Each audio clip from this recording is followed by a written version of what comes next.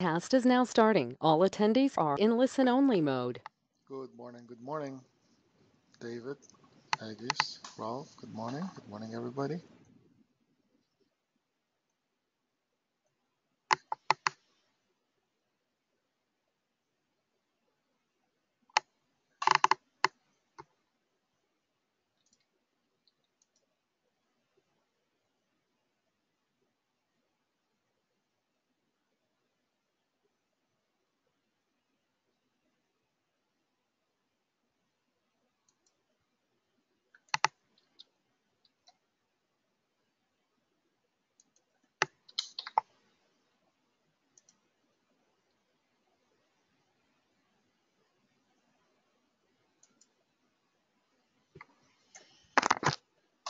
Just finishing up a couple of things here. Looking at today's events.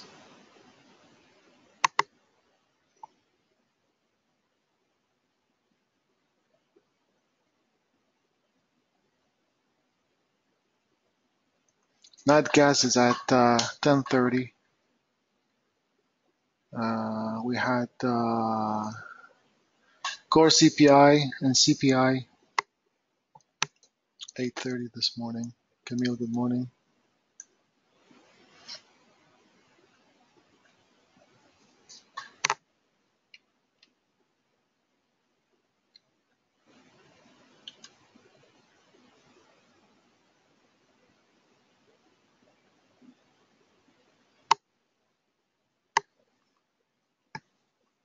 Patrick, good morning.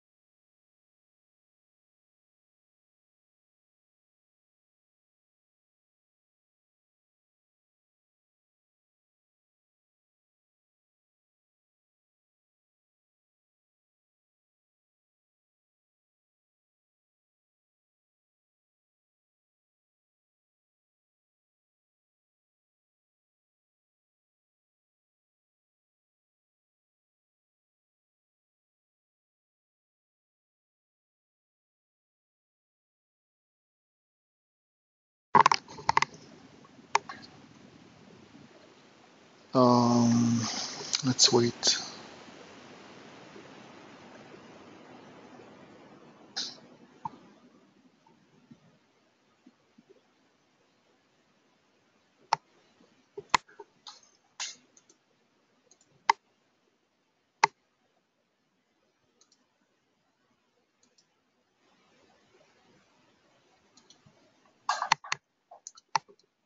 Looking at the indices. Look at what happened since yesterday.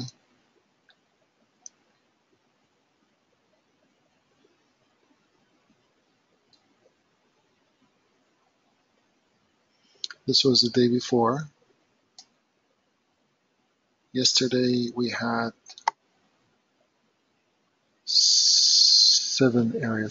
2470. Good morning, so on.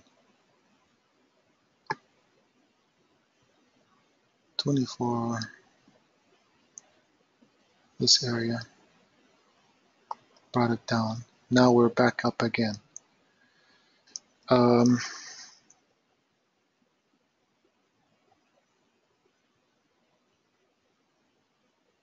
Yeah, the market has been very tough. if you've been sitting on the sidelines and just waiting for good opportunities, good for you.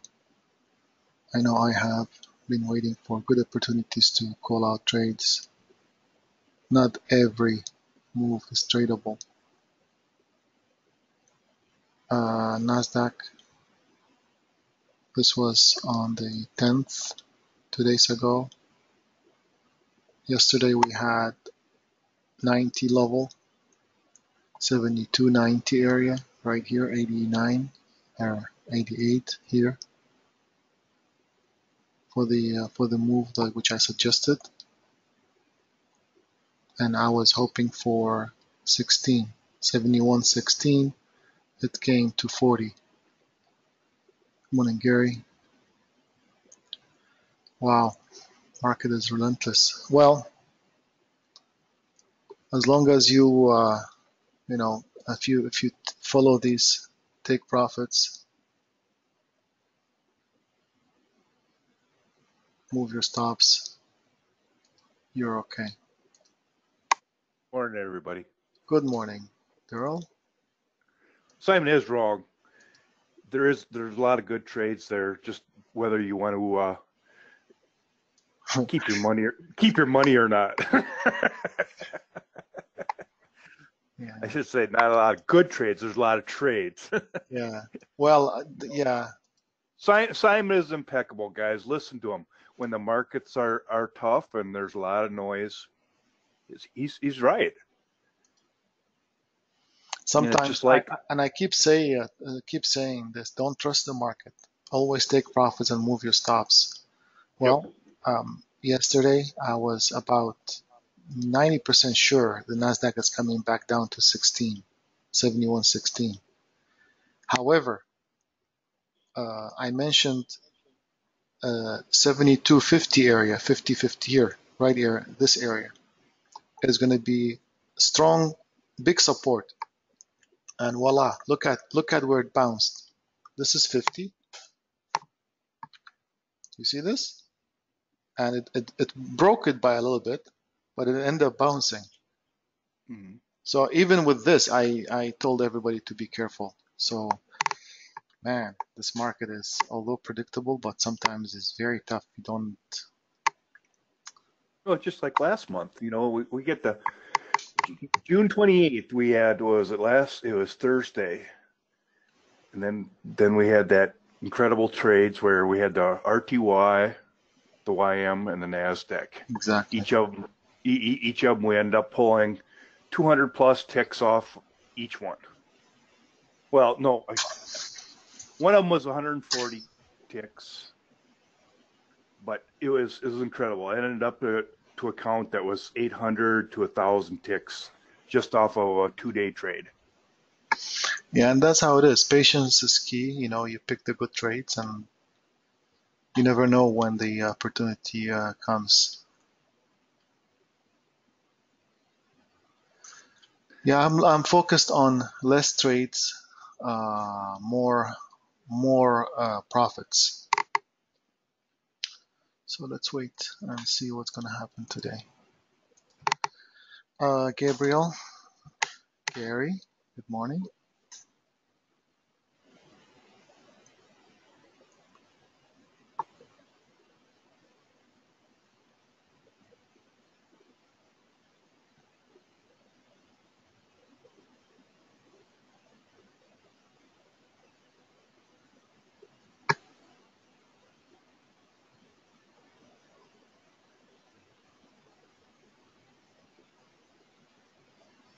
I have two members with the same last name, Gabriel. You and Gideon, same last name. So, and both of you your first name starts with G. So, one of you emailed me a few days ago, or a week ago. So, and the initials were G. Khaleesi. And I don't know until I check the email. So it's funny.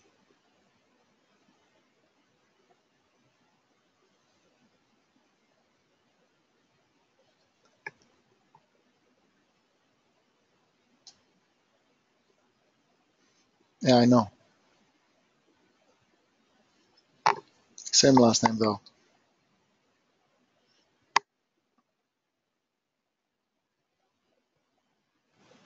Morning, Balraj. No, I have not seen him in the room, but he's in touch.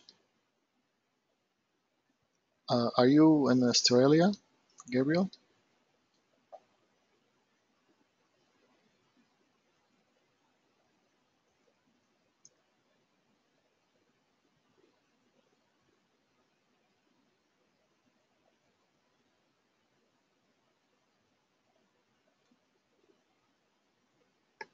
Jordan? Hmm. You're Jordanian or you live there?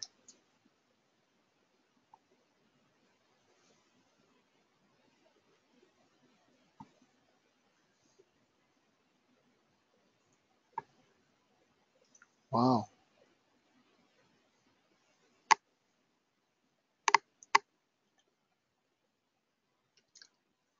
Don't let the name fool you. Exactly. I was 100% sure it's either Greek or Macedonian or somewhere from that area.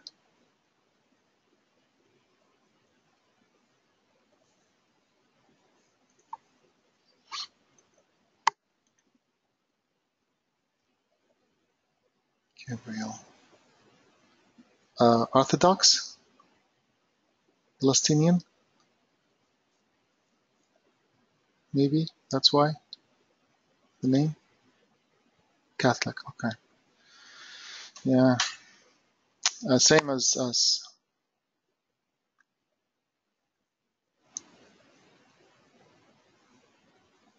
I'm from Babylon, originally, northern Iraq, born and raised.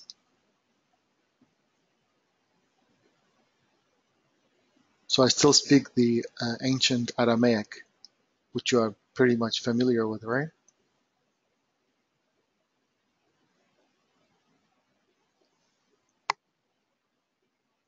That's my language. We speak it at home with my kids, my wife.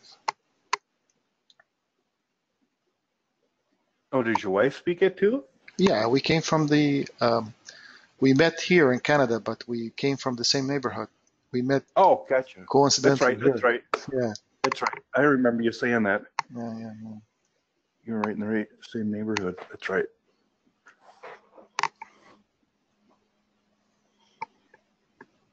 Exactly. It's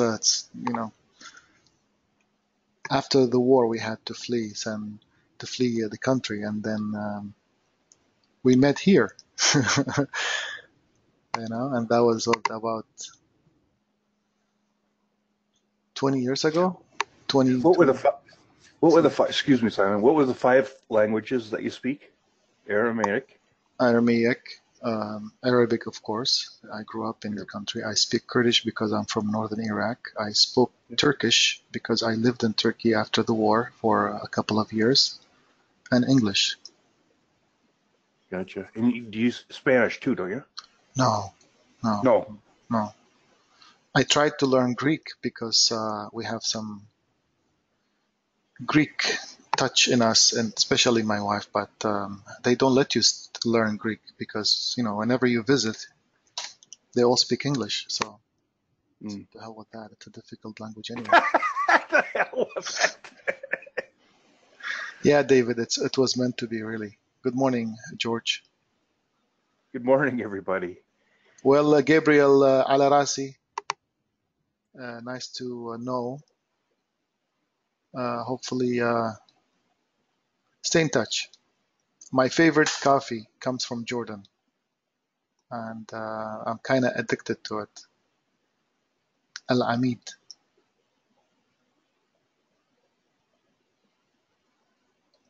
No, Aramaic. It's not Latin. It's completely different. Aramaic is the mother tongue of Hebrew. So we still have a lot of that stuff. Pig Latin, I believe he's talking about like ooh No, no.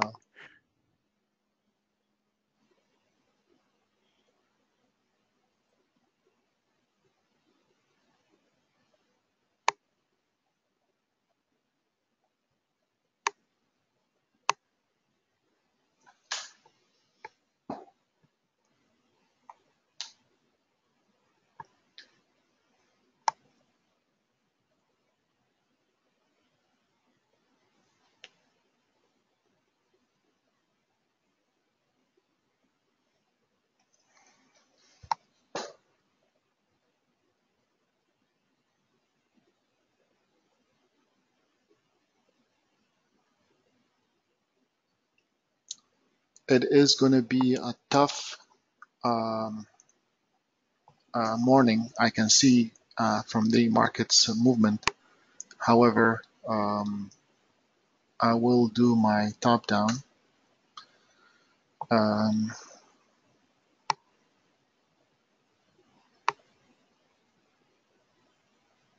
Okay, with Nasdaq, we are Nasdaq. Let me look at the Nasdaq first.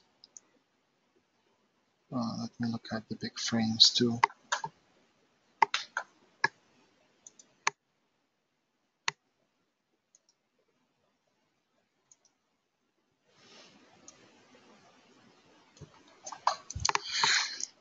I don't know. Nasdaq is sitting at the same level, rejection level that I had from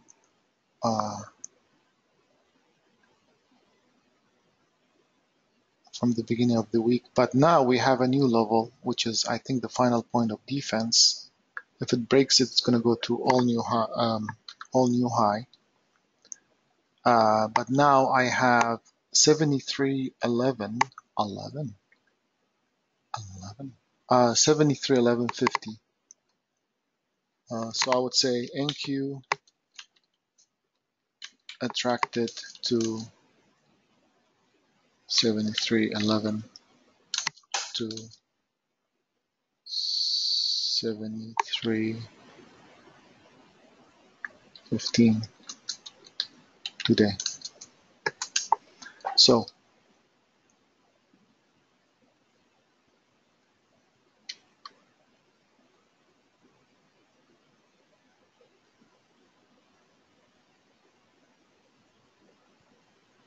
I see this.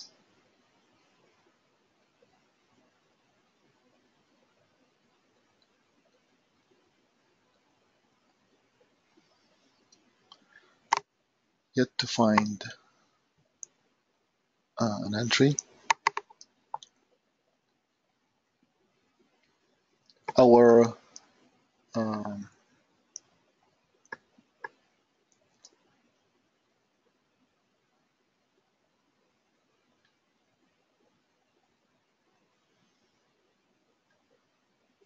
so this morning I'm looking at another move up on the Nasdaq. That could be the last point of defense, this area, and I pointed on Slack.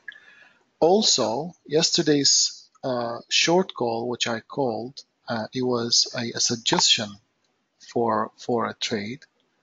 It was from around 72.90 level, which was around here. When it broke down, I said, even averaging is a good idea. My goal was to get to 72.16. I was pretty sure it's going to touch it. However, it came to the 50s level, which I mentioned is going to be a support. If you see my last note, 50s level, 72.50, and it actually bounced from 72.50 or just below that. 72.50 was here. It bounced back all the way. So that's that for the Nasdaq. Let me look at the YM.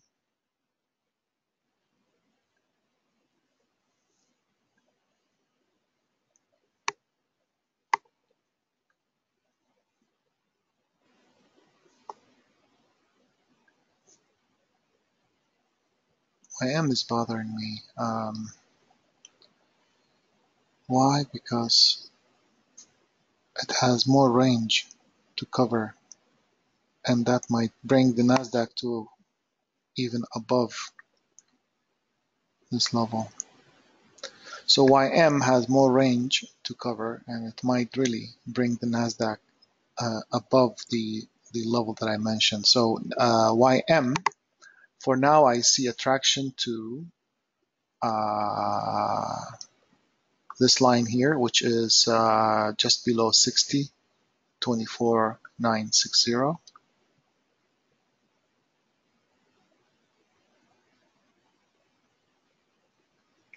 But that is not enough. It could go higher to 2500 area and 25070 area.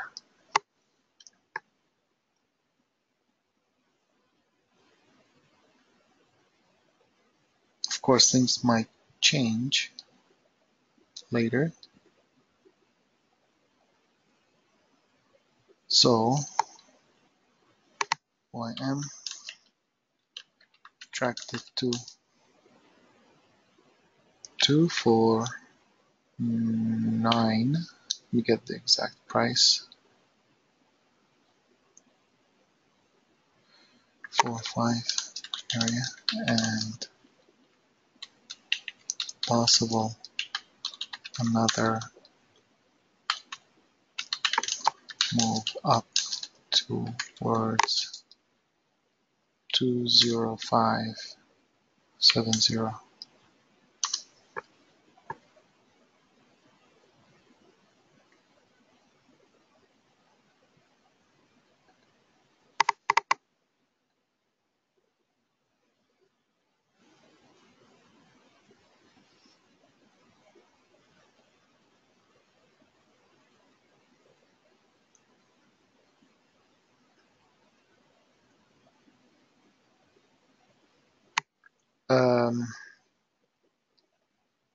Just to let you know, the YM is sitting at the price. I did not move this line. It's sitting at the line that I plotted yesterday for the last point of defense, and it's breaking it.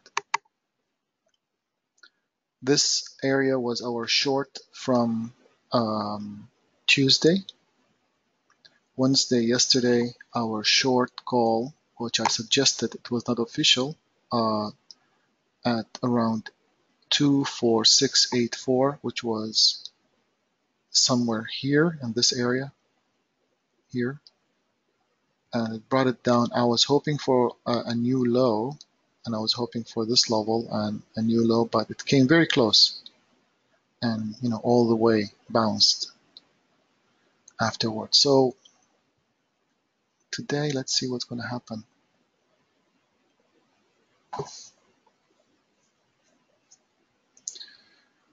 RTY, my favorite.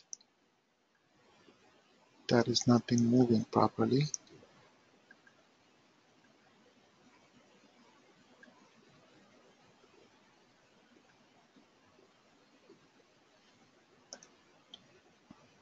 I will leave it alone for now.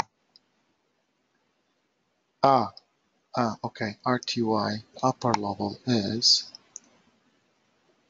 1699.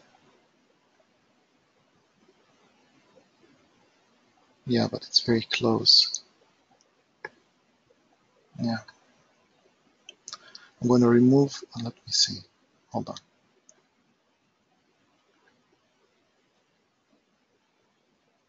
Take these lines out. Take this line out. Take this line out. I will leave it alone.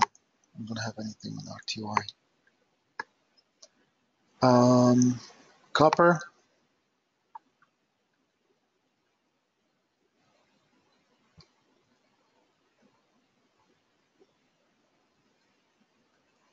I see the copper to come down further. Copper to come down further to this level. Tools, arrow.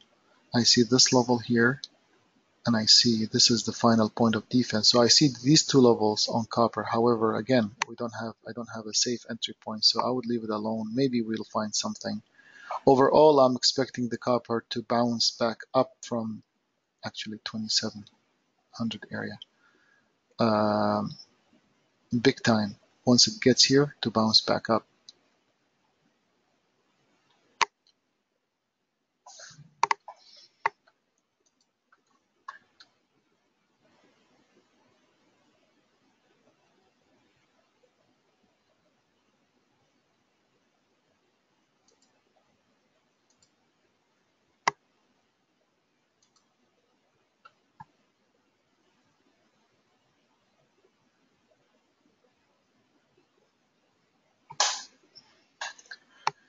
So that is that. Um,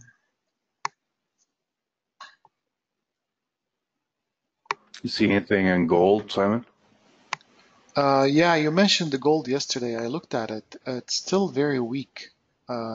Yeah. I'm looking at it from, yeah, it's, look at the long-term chart. It's really not, Oh yeah. I don't like it. I mean, it is, it, if it breaks this level by a little bit, it's going to come back down much further. So I don't know. I would, if I have to guess, I would rather leave it alone. Yeah, it's come down in that descending triangle area. Second YM level. So it's 2-0, 250. Ah, yes, yes, sir.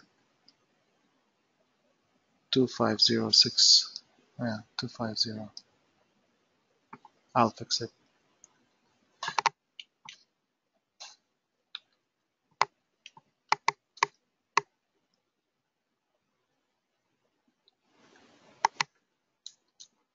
Two five zero.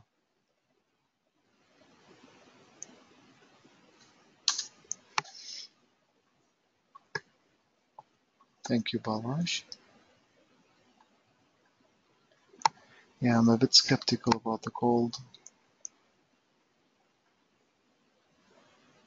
Crude.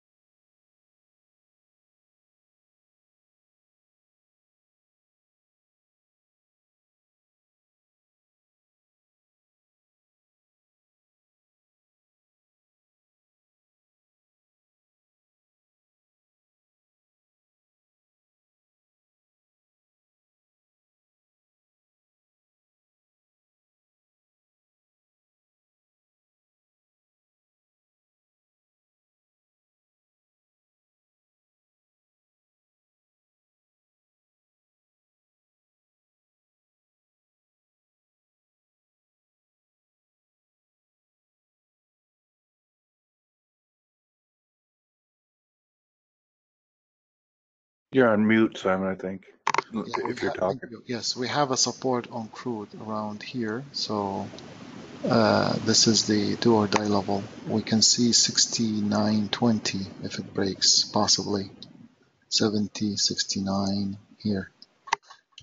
So it's going to be all an easy target for the crude.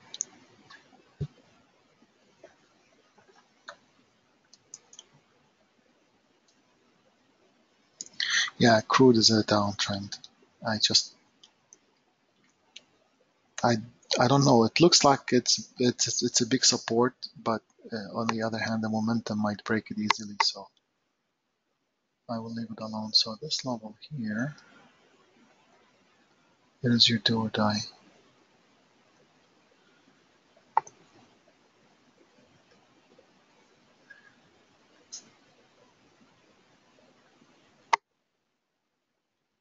$36 is attractive. So see, I wanna go to 36 first target. I wanted to call the trade 50 to 36 first target here, this line. But you know, I don't have a stop. If there's no stop, I can't risk it. My goal is always to find a trade that I can find a stop for and be able to guarantee the first target. That's my main goal. And whatever happens to the runner, according to the direction that I choose, that is a bonus. Sometimes we don't get a runner. Sometimes we get a runner. So.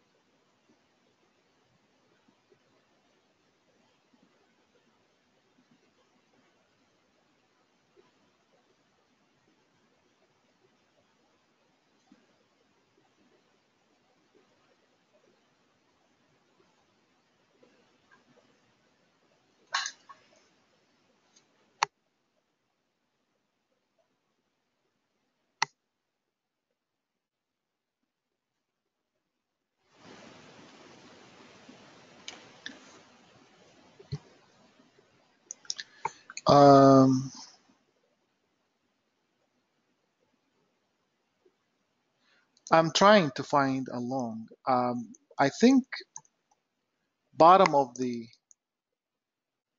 No. Let's see. Let me look.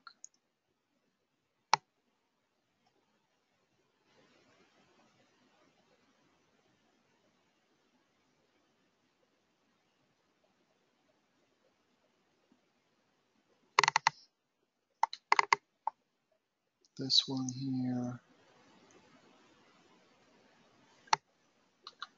This one here. And no, I don't have any at this time. Everything is weak.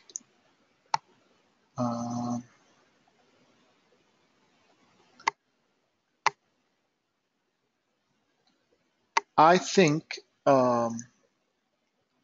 we have 90 here, this level. Let's see if it holds. Give me a second, let me look at 72.90 might hold for a long.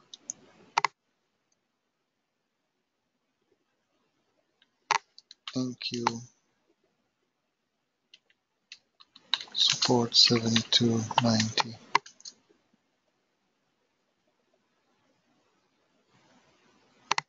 to 88.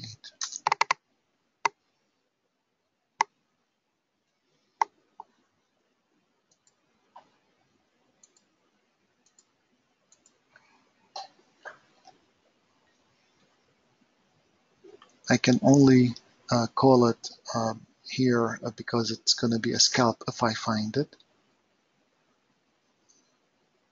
Okay, come on, come on, come on, come on, come on, come on, come on. Come on, come on, give me a chance to go in. It's gone. It's gone. It's too fast, folks. Too fast. Too fast. Did you see, Balraj, the level on that we had also a SAL indicator? This is the scalps. These are the scalps that I talk about. Perfect for scalping when you have volume profile, SAL indicator, and if you have other things such as the power lines also pointing to it, then you're good.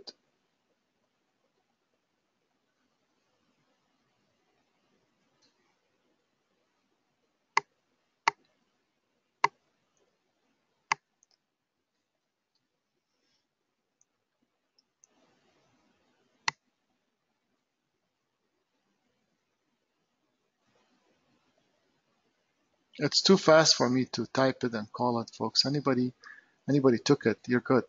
It's coming. 73 11 is coming.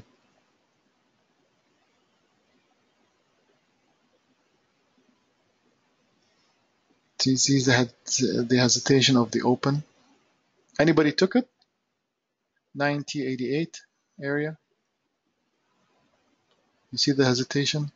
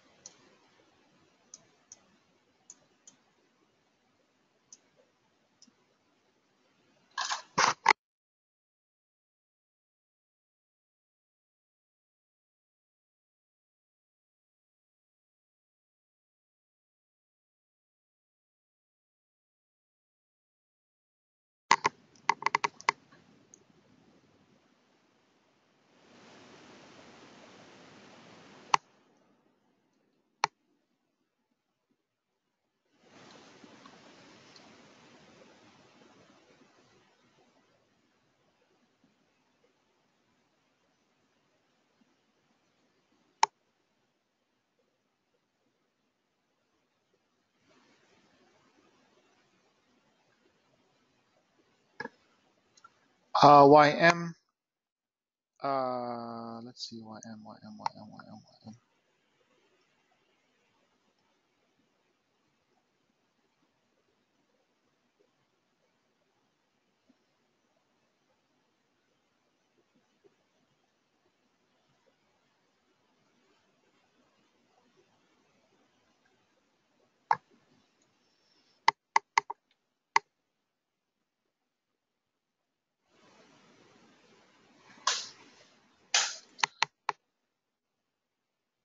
YM is also long with us with a bigger stop.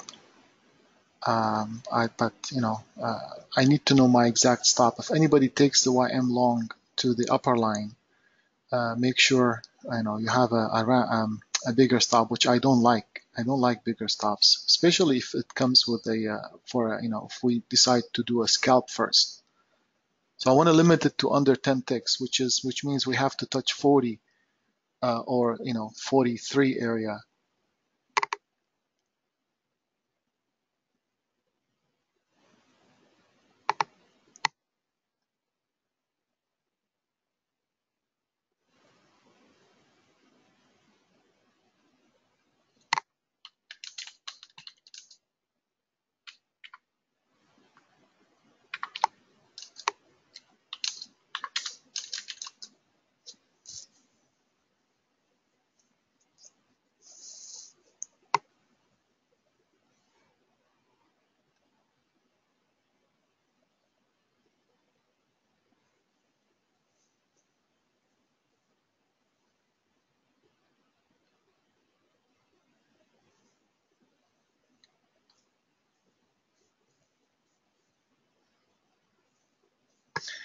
Yeah, CL is below. I can see that below this level, and it's going to continue down most likely. However, I need to find a good entry point. It is good for somebody who does options for the day, but it's not good enough for somebody who does futures and want to get in with a few ticks risk.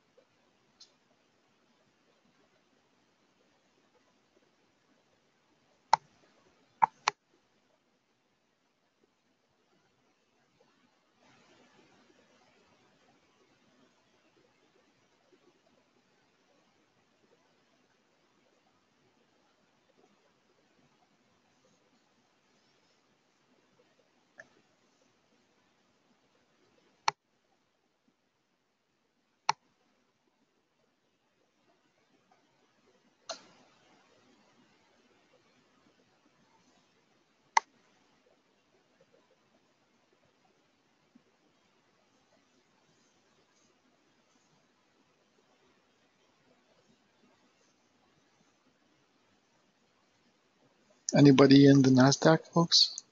I really wanted to find that, and I pointed to it, 90 to 88.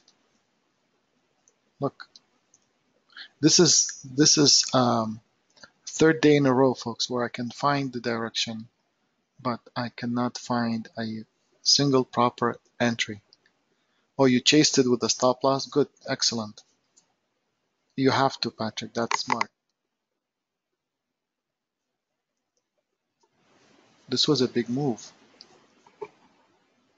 That's fine.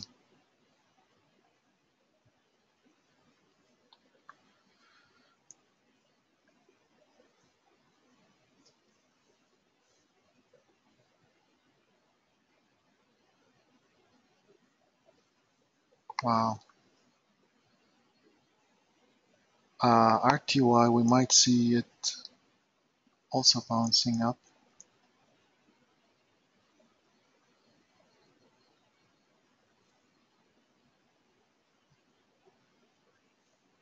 YM.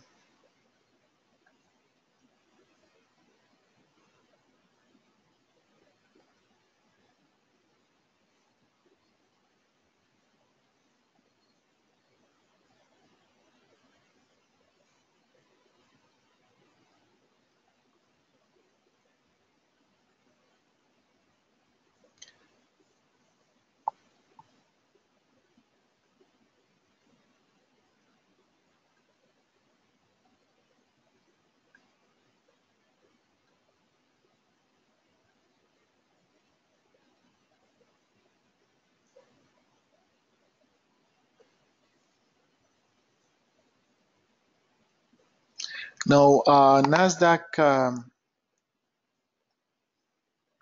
is going to be very tough to break this level here. Trying to find reasons.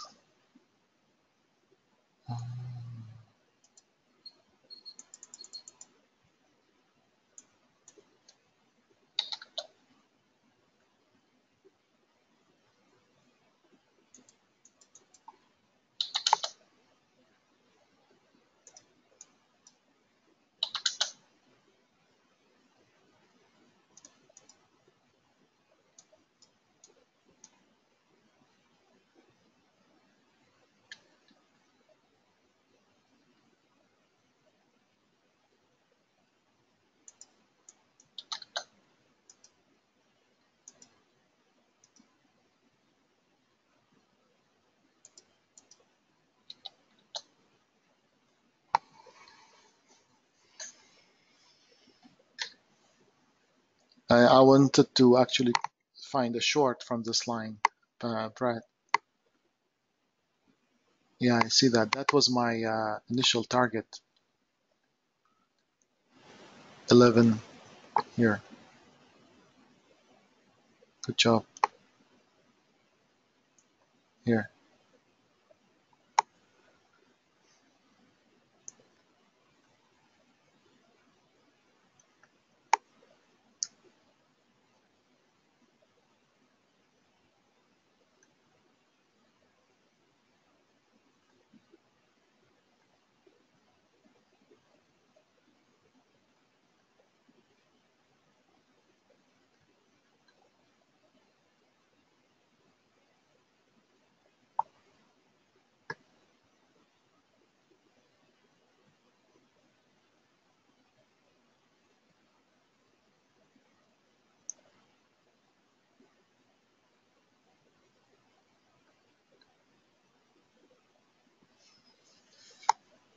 Crude is going to come back down mostly fast to 69.20 probably here.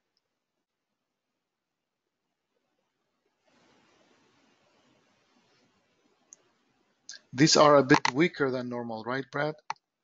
These levels? Yeah.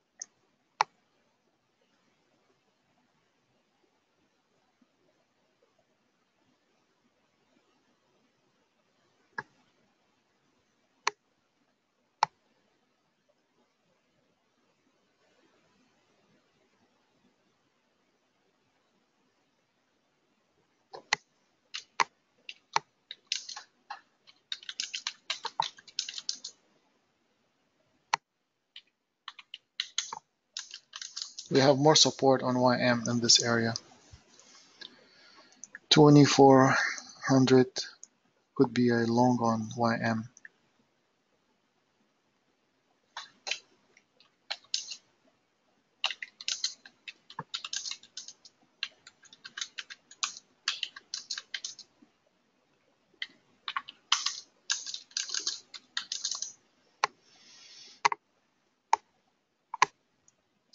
YM is it's getting stronger now.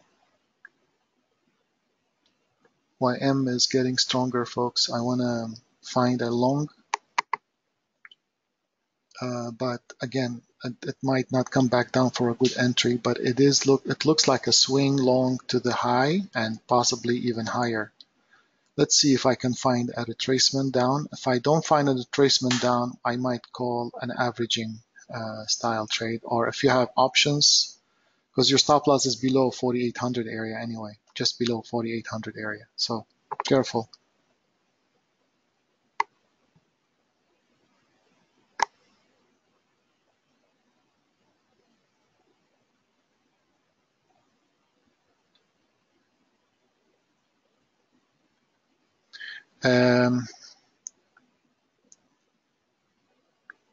Wait.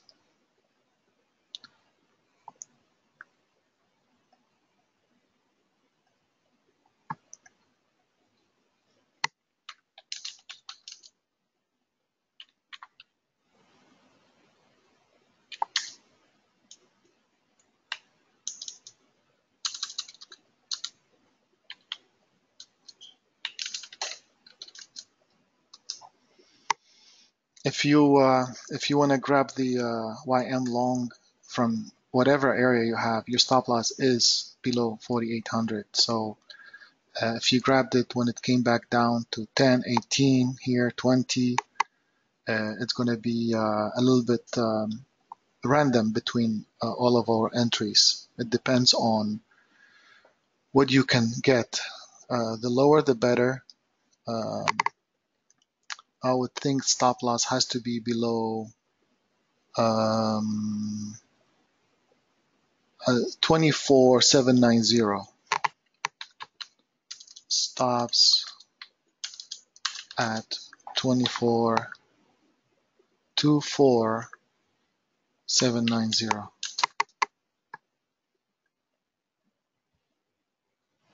Okay.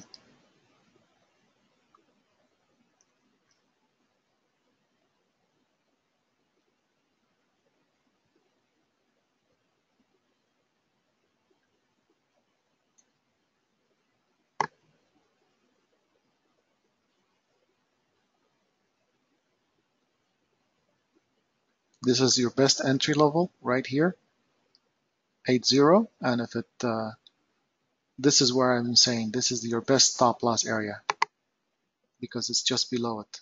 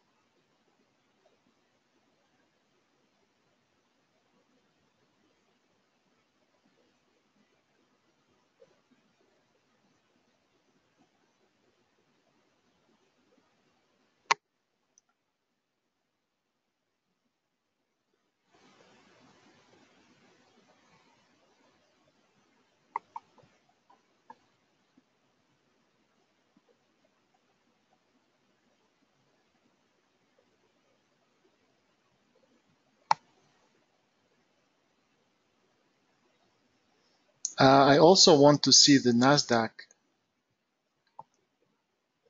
if I can grab. No, NASDAQ is not helping.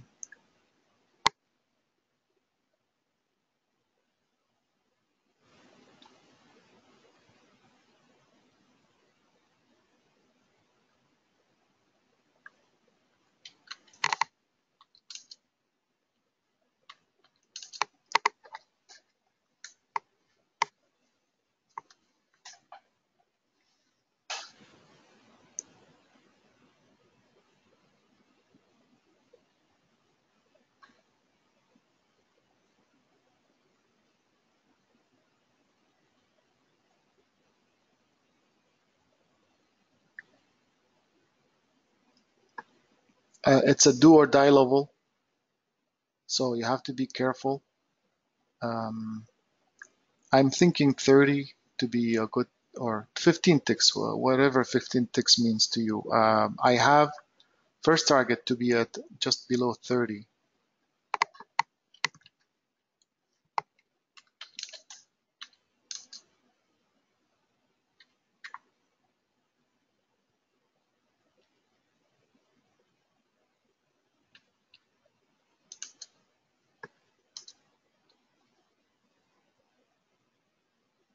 That will give us actually, for in some cases, more than, it depends if you took it below 15. 30 is a good first target as well, 28, 29. But if you got 10 ticks, it's still a good first target, folks. If you got 10 ticks, it's a good first target. You can secure your stops on the YM. I was hoping to focus on the NASDAQ as well, but that was too much hesitation on the YM.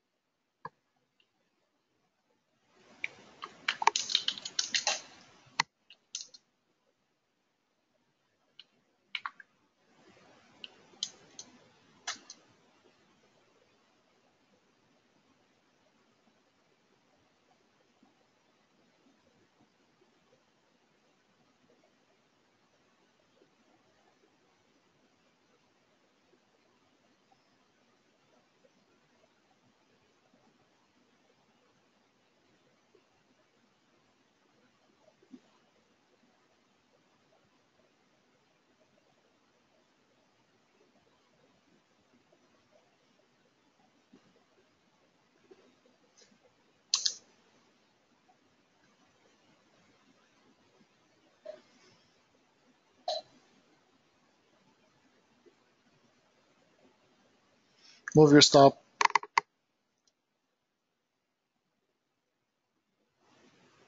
Move your stop. It might reverse if it comes back down to 4,800.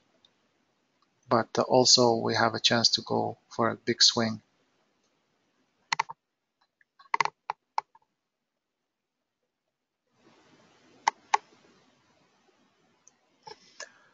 Yeah, 11 is resistance. It could bring the market completely down on Nasdaq, but if it breaks it, which I'm expecting, it's about 40, 60, 40%. It might bounce down completely. 60%, it's breaking it to these levels, to higher levels on Nasdaq.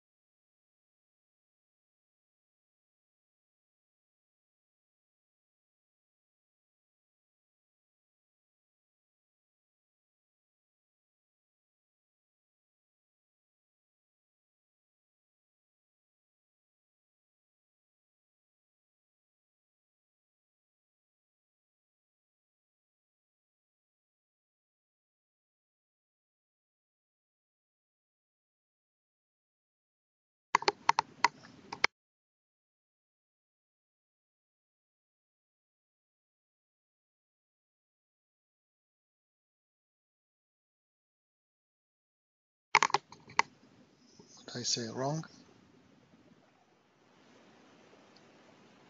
Um, oh yeah, I got it. Yeah, it is. It has hit. It's an attraction level, and these attraction levels are very strong.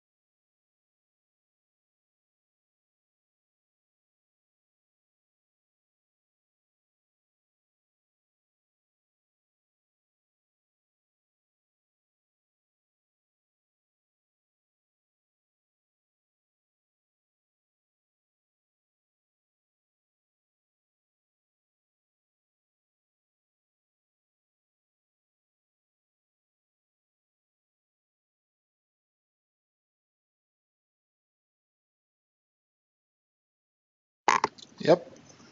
There's nothing else on Nasdaq I can do. I tried to find a long, and thanks for noticing, Daniel. It's all uptrend from here. We'll have to find some resistance, but overall, I think the Nasdaq is going higher towards. Oh, this is the final point of defense right here. This line.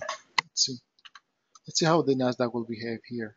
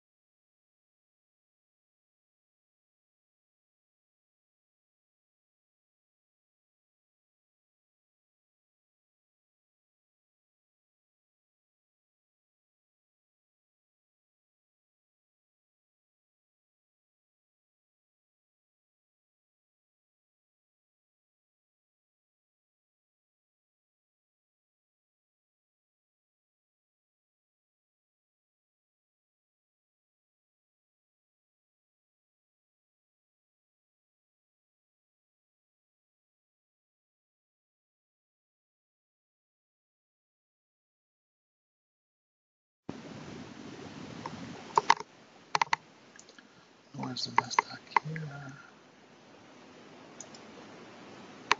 No, it's still strong. We are about 45 ticks, 40 ticks, depending on your entry on YM.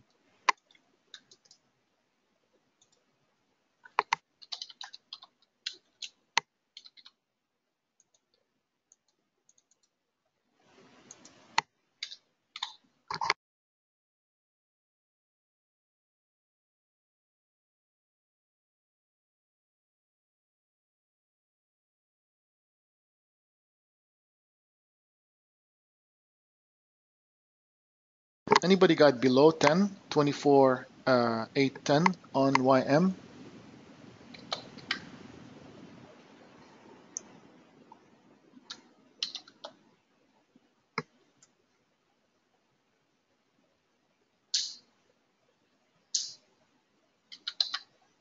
$804. Good job, John. Nice.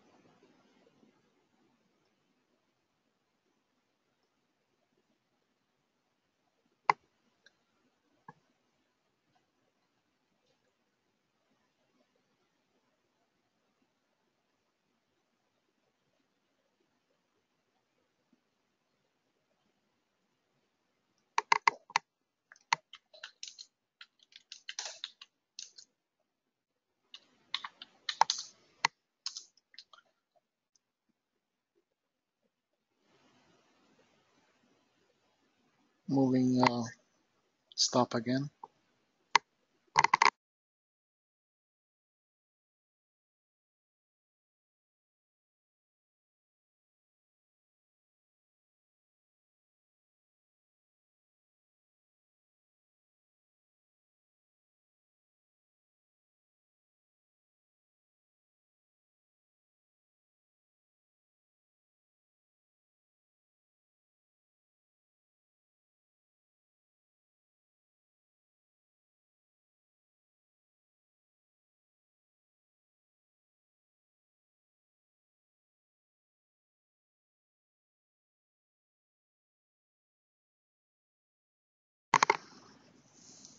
I will look into it. Crude. Yeah, resistance is a bit.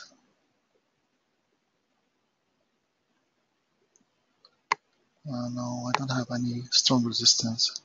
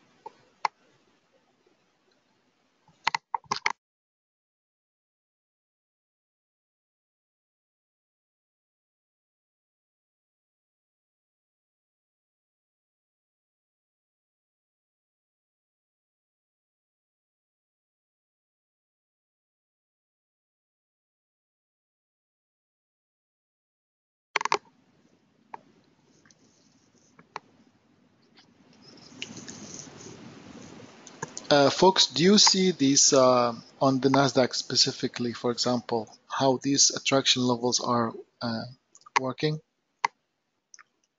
There's a reason why I call them attraction levels, right?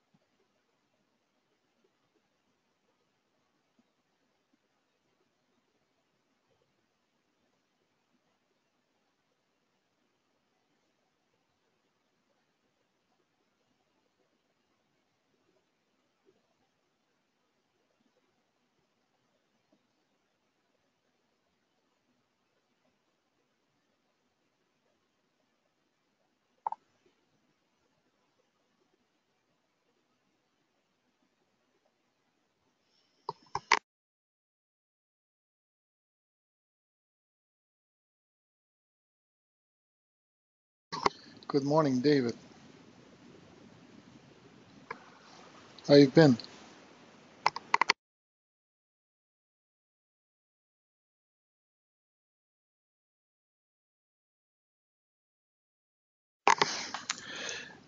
It's not so big. It is resistance, but to me, this is more of an attraction. Very good, David. It's more of an attraction. So if anybody wants or had enough YM, remember we got 15 on the first, that's 30, and you're gonna get about 60 if it touches, or 55 or 50. So if you think you have enough, and you know, because I can tell the market might be retracing a little bit from here, but if it stretches higher, I can see, you know, upper levels coming.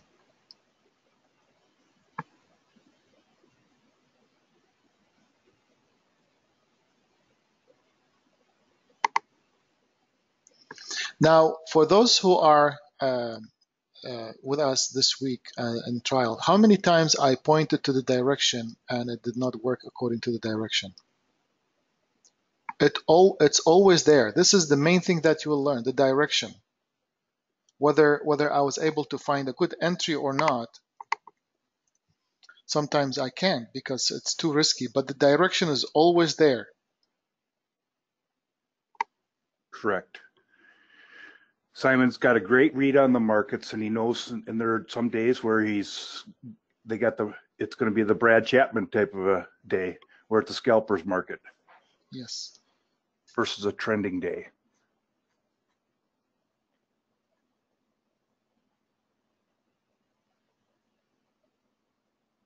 The thing you got to take away from this too is understand Simon and but I still am very much learning too. I've got my own levels and stuff like that, but we want to teach you proper trading and know your risk. And it's about patience. It's about patience. It's not the quantity of trades, it's the quality of trades, guys.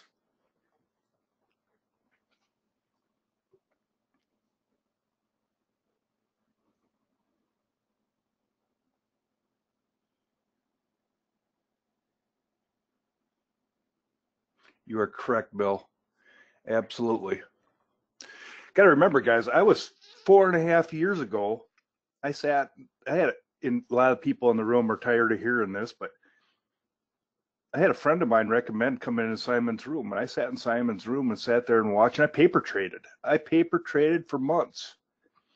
He had Tuesday trials, or there sometimes were a week trials. And not every day was profitable day, but on the days where his directions were always there, 90% of the time his directions are there. It's just finding the proper entry points. And if I could save you 4 years of heartache, I can tell you, all you're going to do is waste a lot of time and get a lot of more gray hairs if you got gray hairs. If you don't have gray hairs, they're going to be coming.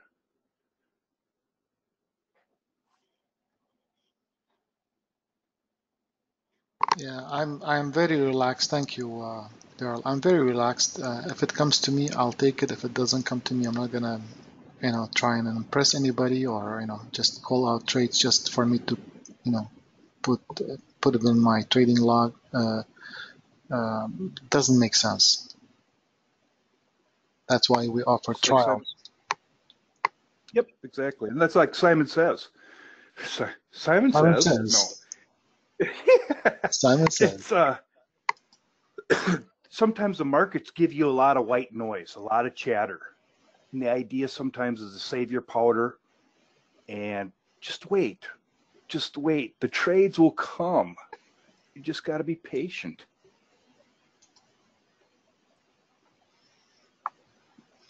Yeah, finding exits reduces your profitability because you have to take these chances. Sometimes the market is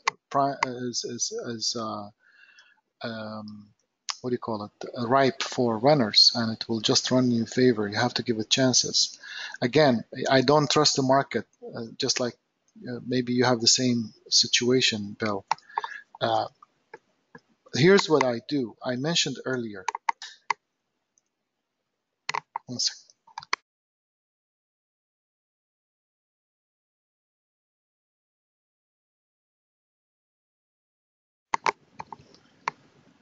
One of the things that I do to help your point here, Bill, saying exiting is what dramatically reduces my profit. Some days exiting early would work, but in most cases, my trading mentality is this. If I call out a trade and I will try and wait for the least risky entry, just like the YM, I said 24,800 is our last point of defense, right?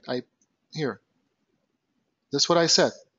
So anybody waited for that area, virtually your risk was zero. However, I said 15 or better, so we can be able to catch it. Now, my mentality is this.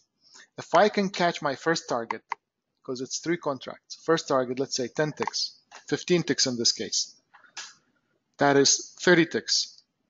30 ticks will cover my stop. So if the runner comes back and stops me out, I'm still in the positive. Minor positive, but still in the positive. However, that will give me comfort to leave the runner. So if I am looking for a big swing, I would let it run.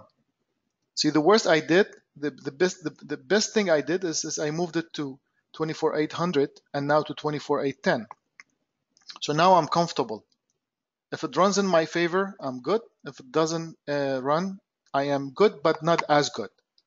So you have to change your mentality if you want to catch those big runners, just like we do sometimes in the room.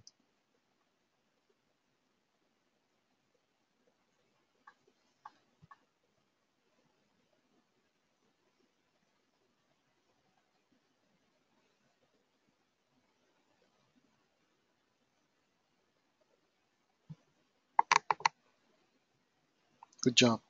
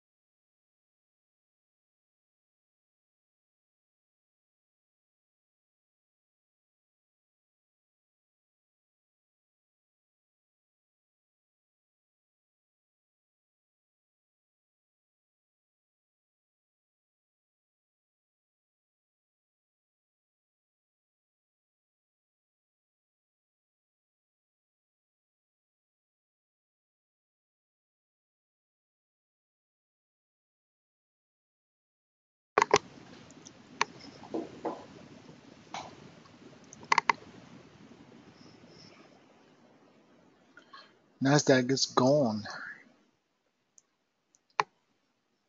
It's gone.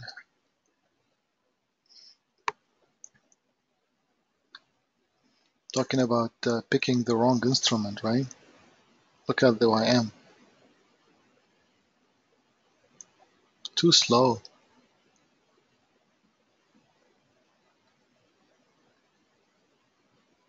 That's all right. It'll follow.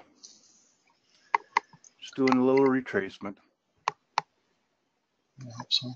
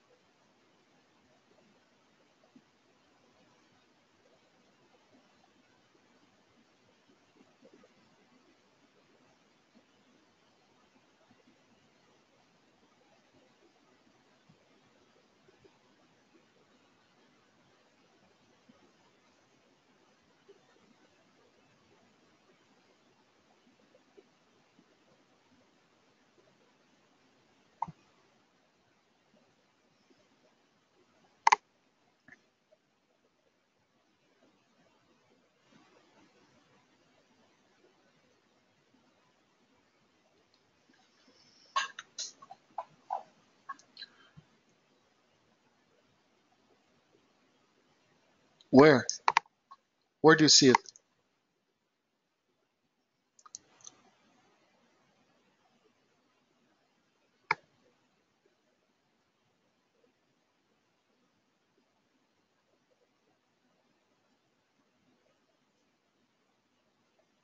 Daniel. Okay, very good, Bill. Well, I'm expecting the top level on YM to hit.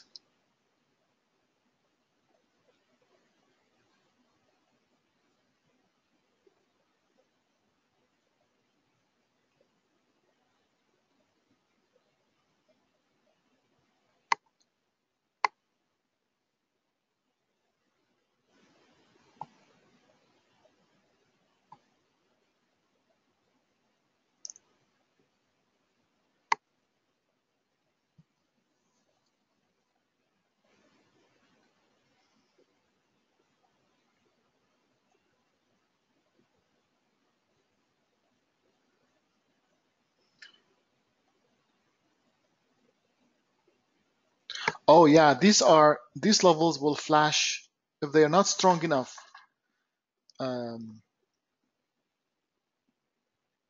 Yeah. They flash. Sometimes if they're not strong enough, they will flash. They will come and go. It's the main component of these attraction levels is the tape. It's the amount of contracts at each level. That's one of the main ones. So if we have a few components into this attraction level indicator, so if one of them it doesn't fit, it will flash, and if it doesn't fit completely, it will disappear. We have a knife. We had a knife scalp right here, as you see, 28. Look, it's gone. Anyway, let's wait.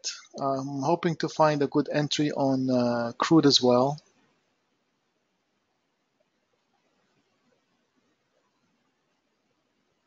See this new attraction level on NASDAQ?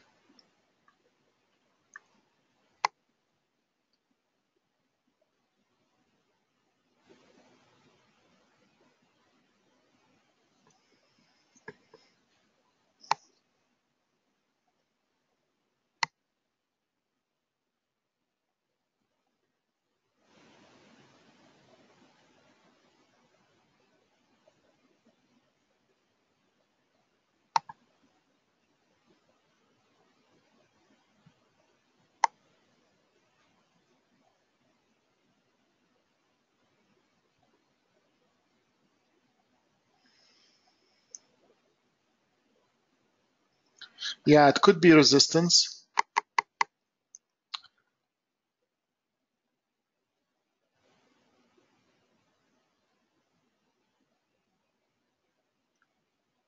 You know, the market at 10, it's 10:24 now a.m. I'm looking for a 10:30 complete reversal. Maybe it's going to continue higher. So as long as you keep it safe.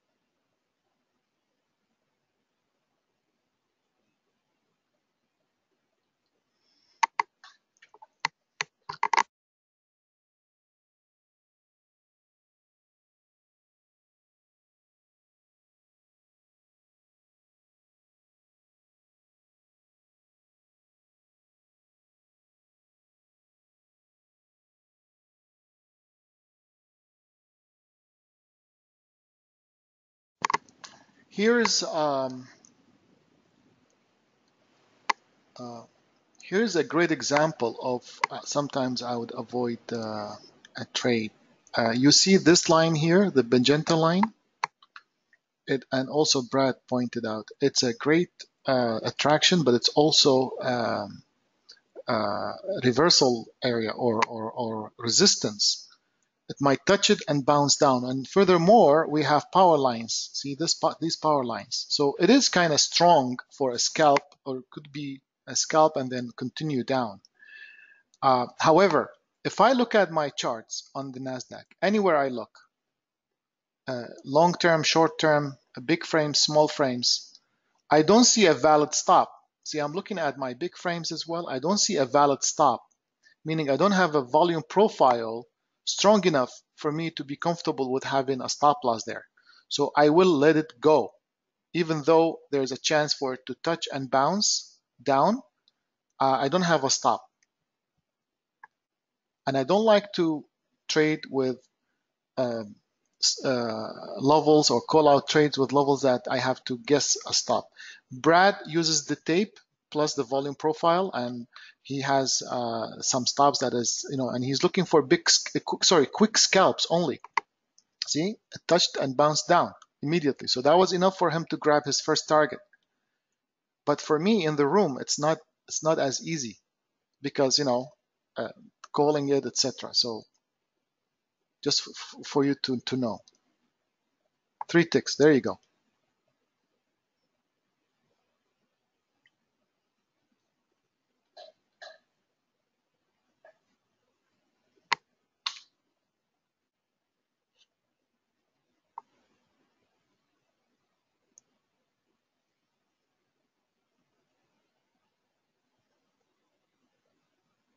Anywhere you look, as soon as these magenta lines hit, the market retraces.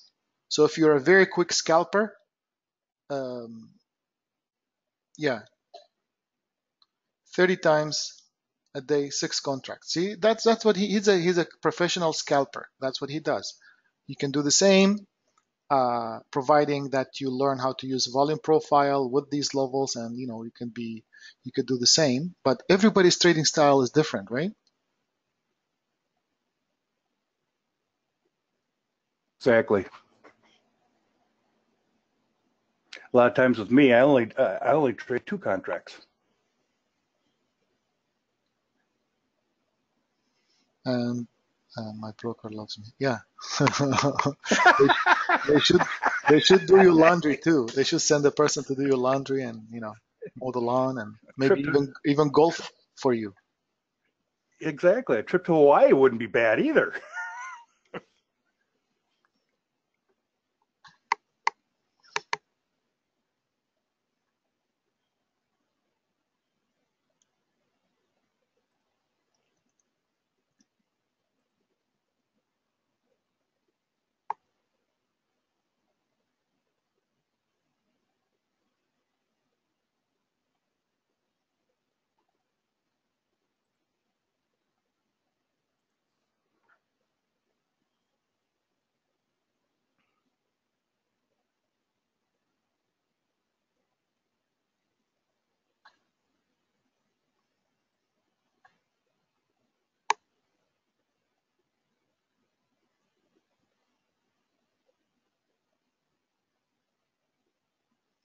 You see anything you're pointing to, Brad? I have it too. See, so it is. Brad looks at a component that is included into this SAL indicator, which is just a very good indicator.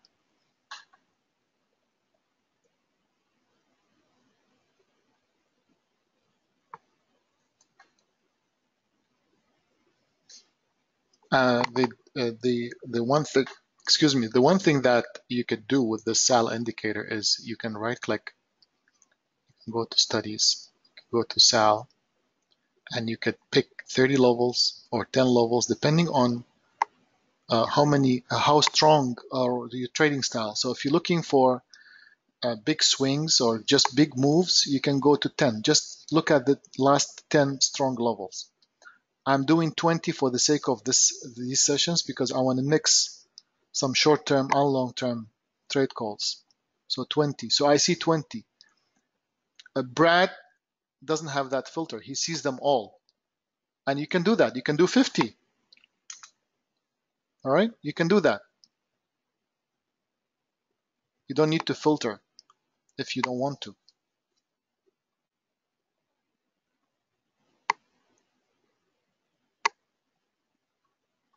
Any questions?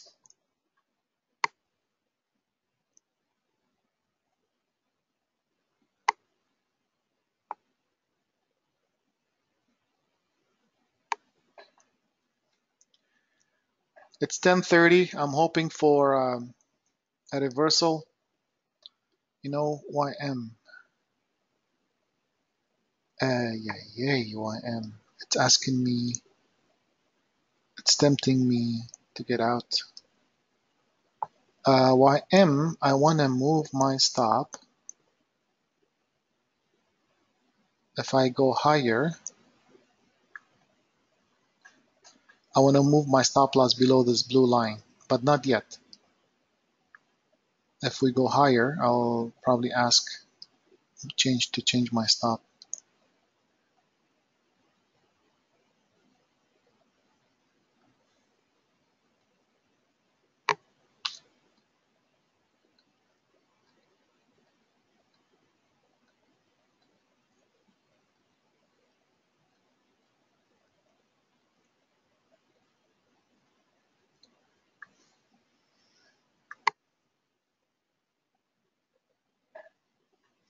I see,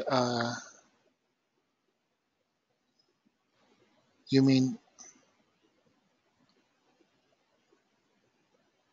61, yeah. Look at what I have, Brad. It's a strong support. It's a stronger support here.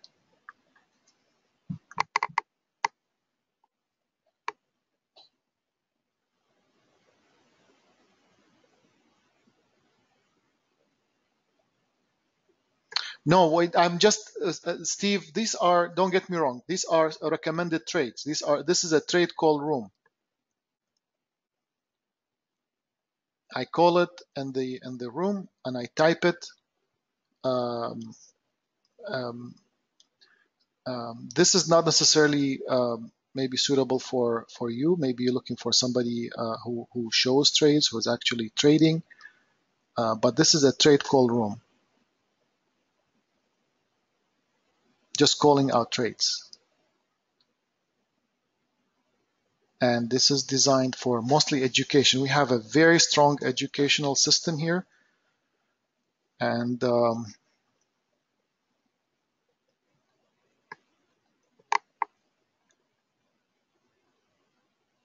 Along with education in the room. yes. 3 hours a day, 4 days a week.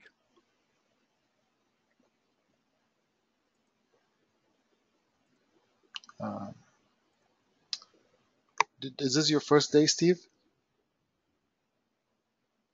in this trial week? That's why. Okay. Did you Did you attend the start of the session or just now?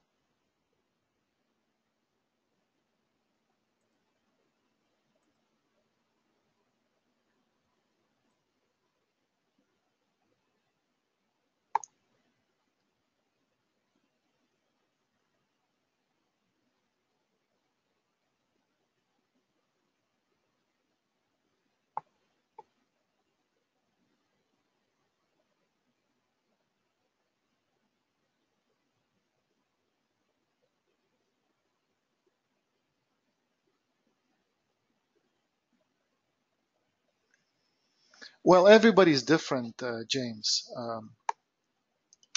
Um, and that's why. See, the thing is, we offer trials. So really, what you see is what you get. Thank you. Some people maybe want to see a dome, then maybe they would look for a different room. However, I don't see the last thing I want to do is to have people join me for the trade calls or the trading dome, because what if I quit? What if I leave? So therefore, Steve, when I get into the room, first thing we do top-down analysis. And somebody says my bias every day that I do is always correct. You see this, your bias. So we pick a direction for the day, sometimes for the hour or 2 hours. Sometimes there's no direction. I would say, okay, I don't have anything. Leave it alone. Let's switch. Let's look at a different instrument. So once we pick the direction, then we pick the levels. And then once we pick the levels, if I find a good entry point, then I will call it out. If I find a good entry point, but I don't see, oh no, your question actually it gives me a chance to explain. Thank you, Steve. No, I don't take it. Even if you're critical, that's fine. I mean, that's why we offer trials, right? So you missed the week. You missed the beginning of the session today. Um, I don't know. Maybe you can watch some trials, some recaps that we've done. You see, beginning of the session, I would pull out the chart and I will say, this is the direction, this is the direction, and look at the end of the session. It went exactly according to what I mentioned. So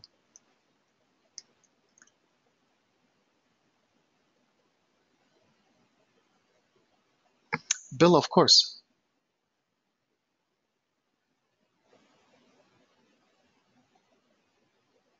And I don't expect this to be for everybody. I mean, everybody's different, and I'm sure a lot of you have seen different rooms and they took different educations. And if you like it, you're more than welcome to talk to Daryl and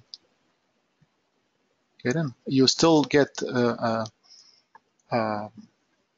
chance to get your money, by the way, if you don't like it after your purchase. It's in our agreement. Yep. Money back guarantee, 1 week. It's a win-win scenario, guys.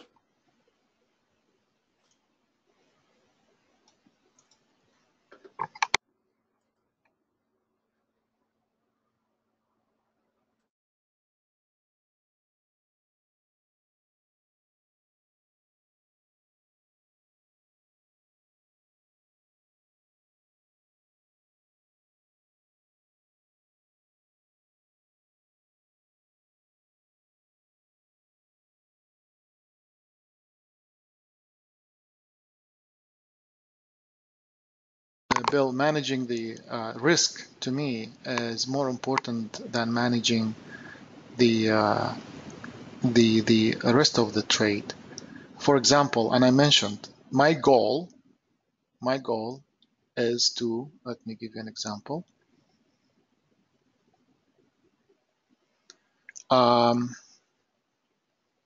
looking for a move on the YM to touch this level, which I mentioned it this morning. YM is attracted to this level. Where is it? First thing today. Right? So this is the price that I'm looking for. Now, YM has,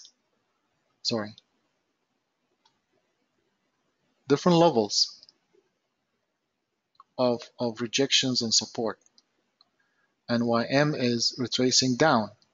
YM gone up and retracing down. We got to a point here. I said, I want to see it going long. Now, my goal is to find the least risk for this trade called long. I said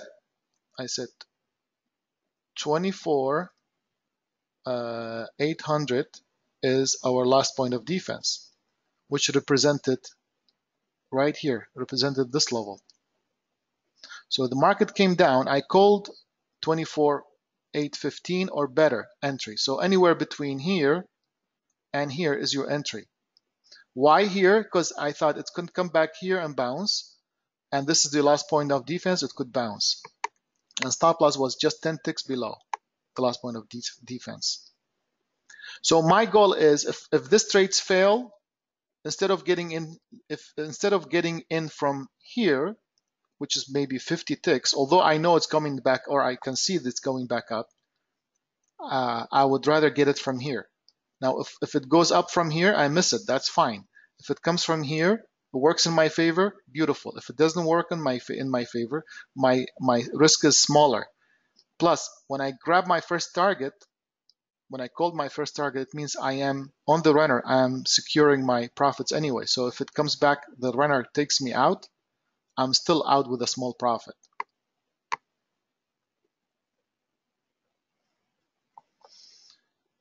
If we move up on the YM from here, I want to call a stop loss to be moved up where this line is, the blue line. Look at the crude.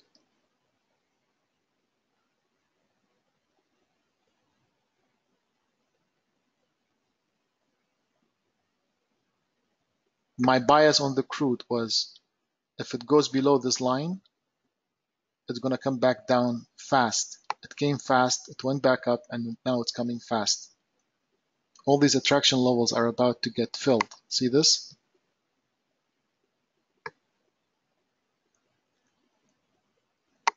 Folks, I don't like what I see on the markets now. Of course, it's going now towards taking away some of the profits that we have, and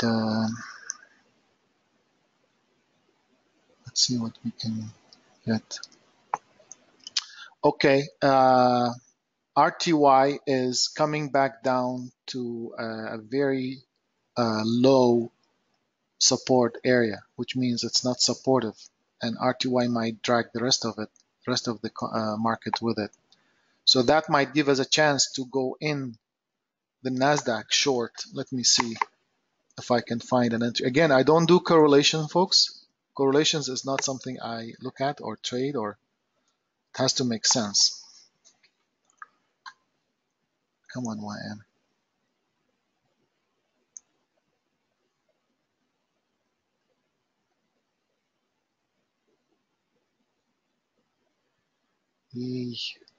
Yeah, let's keep it. When I do, Bill, when I do my top-down analysis and I recommend trades, for example, I recommended yesterday a short on Nasdaq and the YM from the highs, right, of the day. I recommended them. They were basically not official because I said, you can do shorts, but I don't have an exact entry. However, you can average in, and it worked. About 150 ticks down on the Nasdaq and 70, 80 ticks on the YM. Some of the members will choose to do options, short-term options, binary options, ETFs. That top-down analysis is crucial.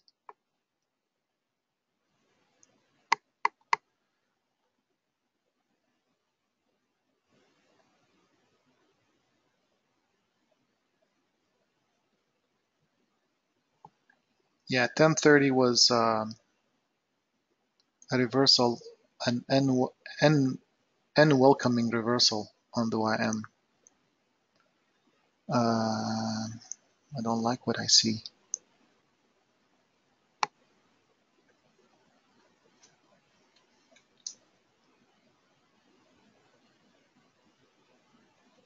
The stop loss I recommended is 10, so it's still not bad.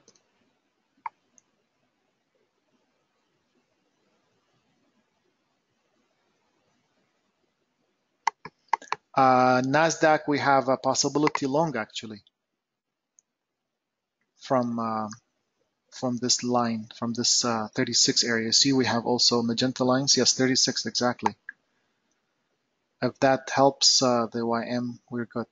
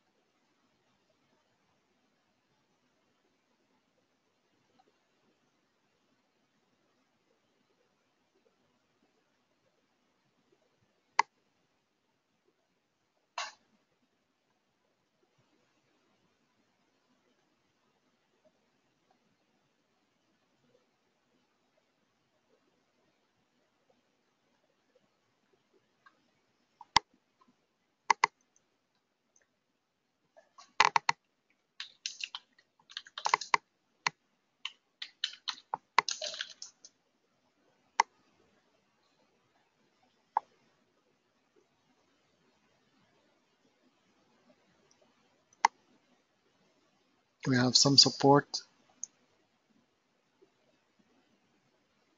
in the 36 area. It's not, no, I don't think it's tradable because of the stop loss. I don't have a stop loss here, but I see the support.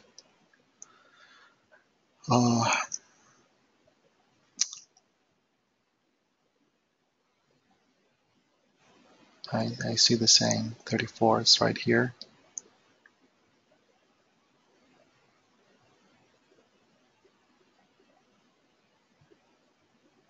On YM, I was hoping for the market to go back up from this blue line so I could move my stop loss or call a stop loss below this blue line. So let's see if it goes above the blue line, then we're good.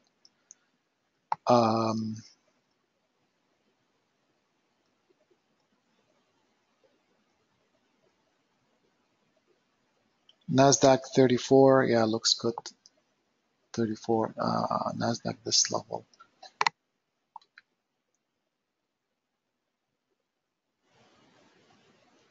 What is it? 33.50.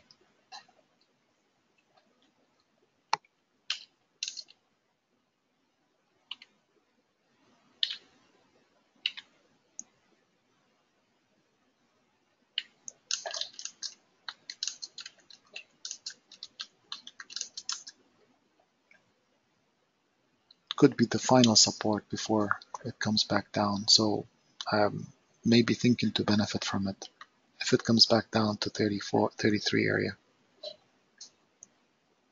Because now I have this move from here to here.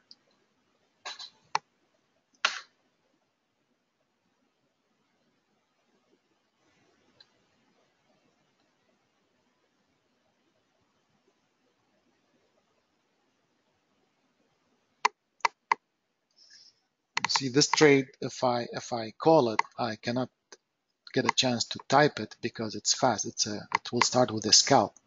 So if it stops at this line here, you scalp it with a 5-tick risk, maybe 31 stop loss, 8 ticks or so, and take 4 ticks immediately or 5 ticks if it stops at this line. So if it stops at this line, immediately scalp trade with the stop loss at 31. That's the best I can call it because it's a scalp.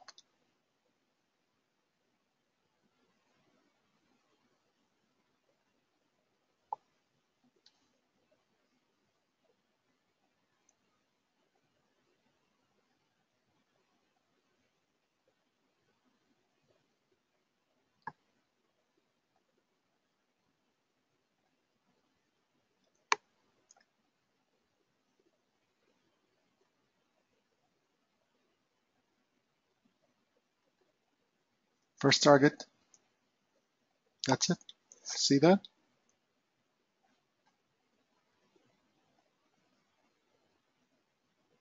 And the magenta line is gone. So 5 or even 4 or 5 on 2, that is 10. And if you end up getting stopped out at 31, it's under 10 ticks. So it's going to still be a profitable trade within a tick or two, right?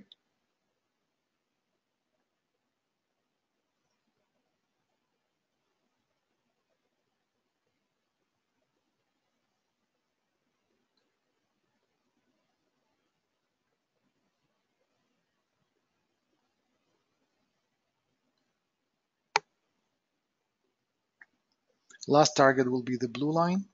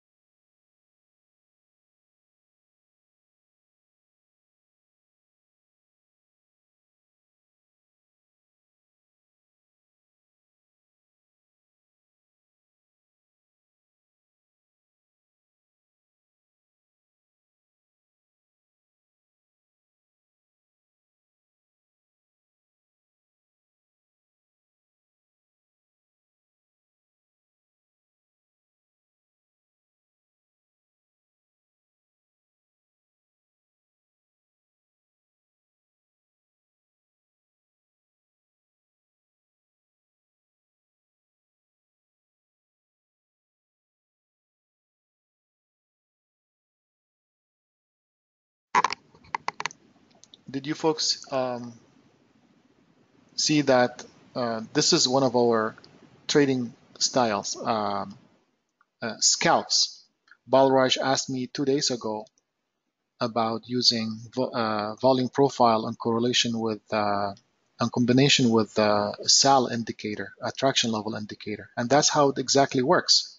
You find a support level or a resistance level in the volume profile, and if we have SAL indicators at the same area, that's a very good scalp. That's why I said, if it stops at the line, that's what you do. You take it. Stop loss at 31. Now, you can easily move it a bit higher, but you got 10 ticks at least if you did not get out. 10 ticks, that's 512. And then if you get stopped out, still a profitable trade. See?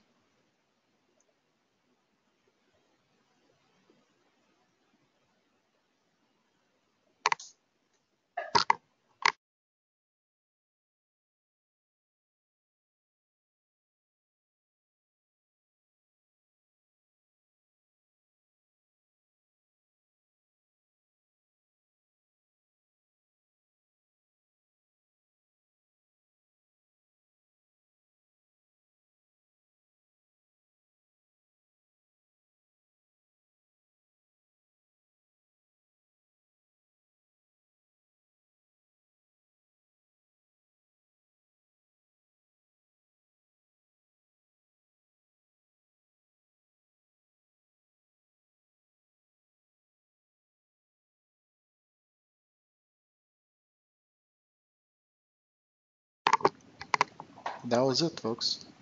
Both, it did not continue. Brad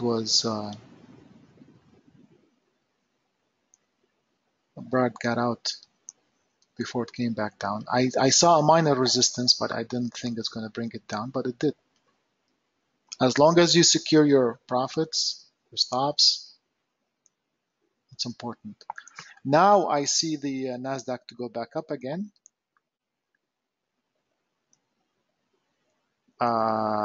This time it goes like this.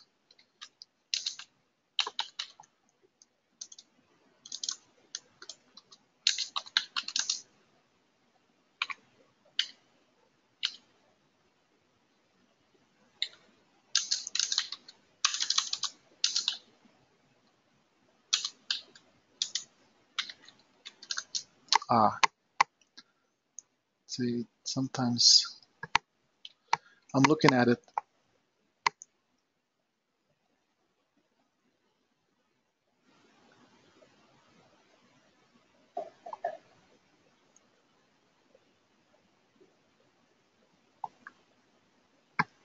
CL, I know I could not do anything on CL due to its um, movement, but I could see it coming back down. See, that was pretty clear. That was the CL.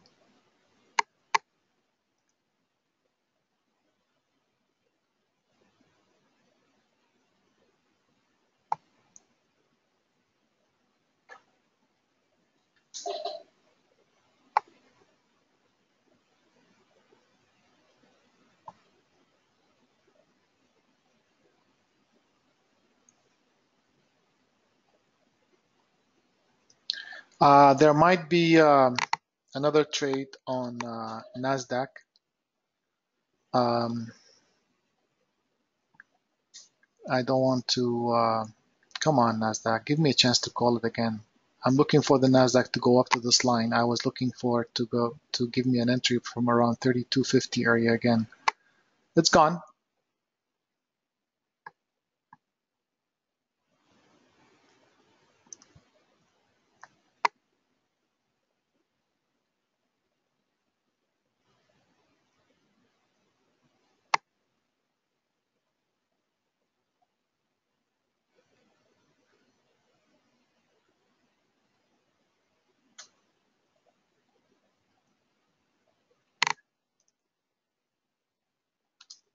Okay. Stop loss will be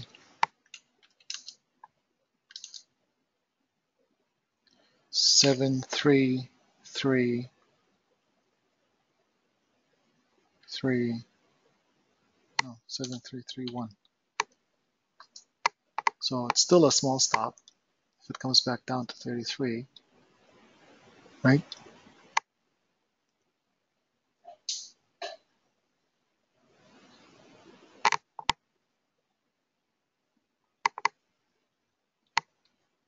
T1 NQ will be 7340.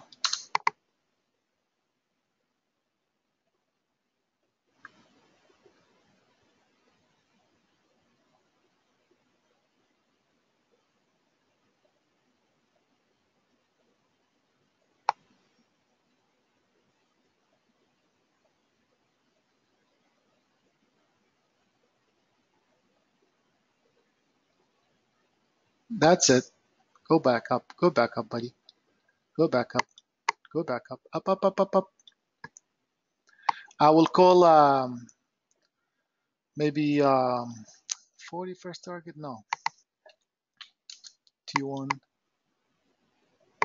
73337. Changing my T1 to 37, folks. It's hesitant a little bit, but that's still 4 points, right? Come on.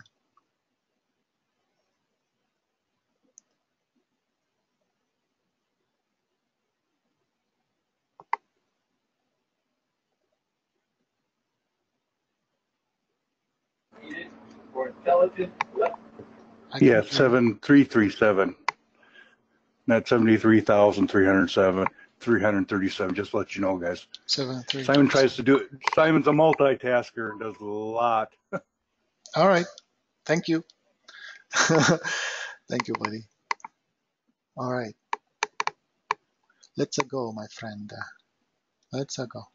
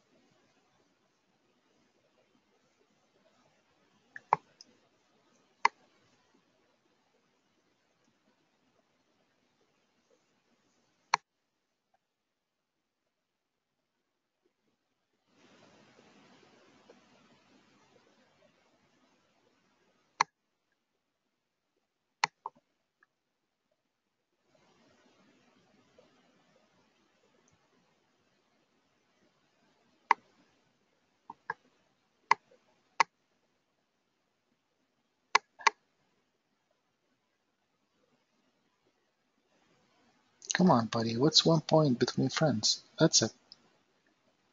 That's it. Oh my God. Okay. That's why scalping is not something I enjoy in the room, folks. I have to be alone.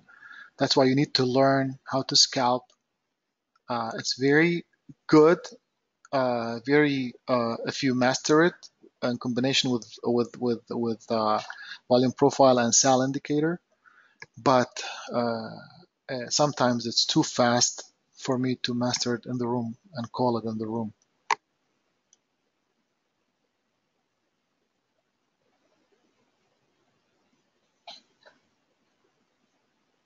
Now, I know I don't want to be greedy, but I see this target, Brad. And since I see this target, I found one entry here and one entry here, two. This one was a scalp, just, call in the room, so just a scalp. But this one, I know, I clearly called it on Slack. I would say NQ target is 7, 3, 4, 7. Capiche?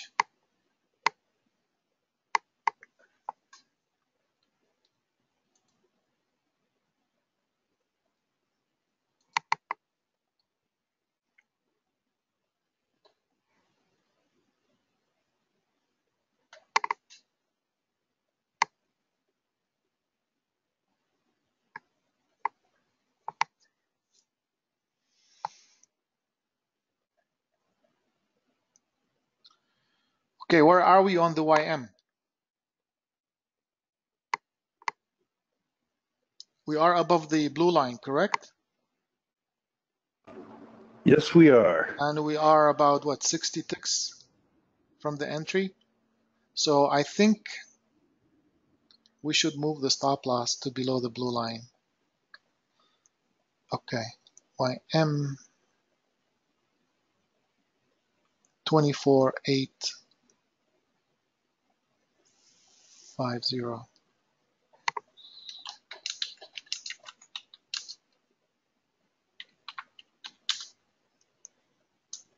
Okay.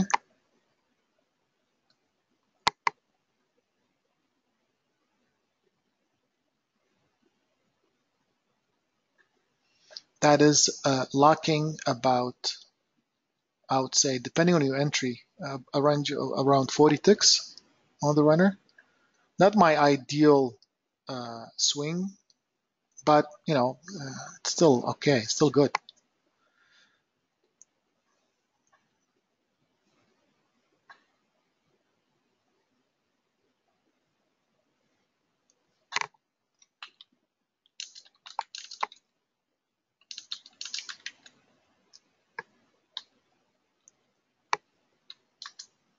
Nasdaq move stop to break even. That is 33 if you grab it at 33, or maybe lower if you grab it lower.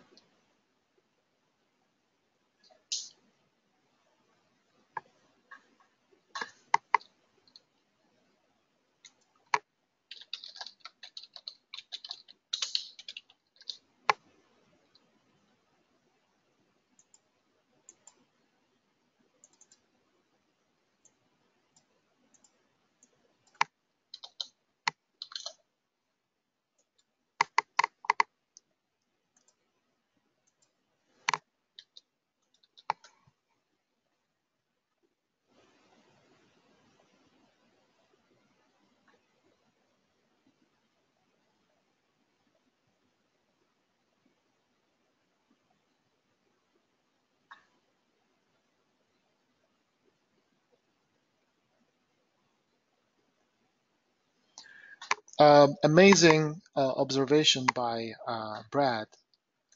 He says if you find if you got a target 3 to 5 ticks first target for scalper, he's a professional scalper. He says 9 out of 10 you win. My theory, and I talked to Brad as well. You could increase that first target maybe by 5 to 10 ticks first target, or 5 to 8 ticks, if you just filter out some of these to match the volume profiles longer term. You remember, volume profile on a longer term or double legs is more strong than single leg. What I mean is single leg, this is a single leg. This is a single leg right here. See this? One leg. Now when it's retraced, it created a double leg. So we had two levels of volume profile to call that long. And both of them had sell indicators, or rejection levels. Good job, Brad. Amazing.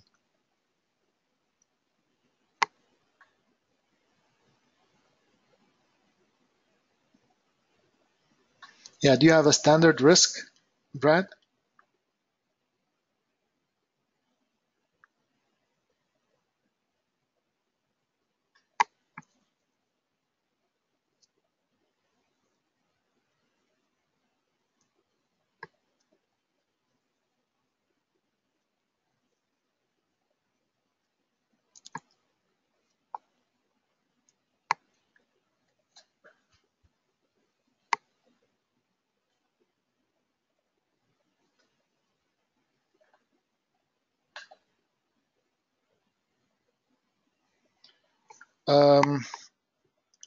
Folks, I need to take a little break, and I will leave you with Daryl.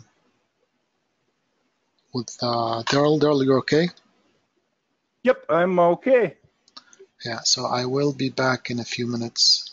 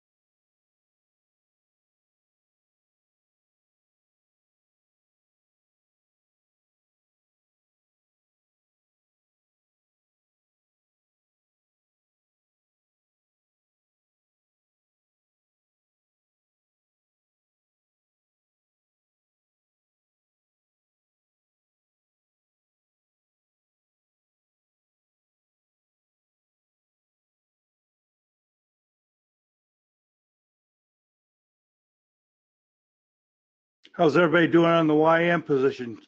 Got a lot of people still in the YM?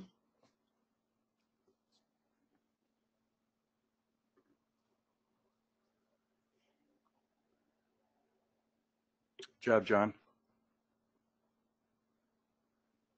Yeah, for you new trial members, I hope you guys see the value of this room. Like I said, I'm not going to high pressure salesman. If you give me a call or you want to Skype, you want to talk to me about your situation, your trading experience, give me a shout, shoot me an email. By all means, we all don't start out trading futures or knowing everything there is about futures. And Simon has roughly about 15 years of futures trading experience. You can see how much value he brings, and you're putting that tool to work for you. He wants to help. He wants to teach you. Come on, YM.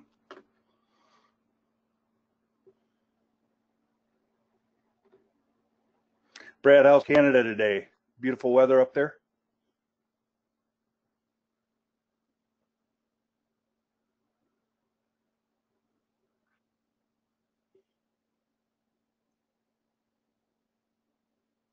Gotcha. Planning on going golfing today?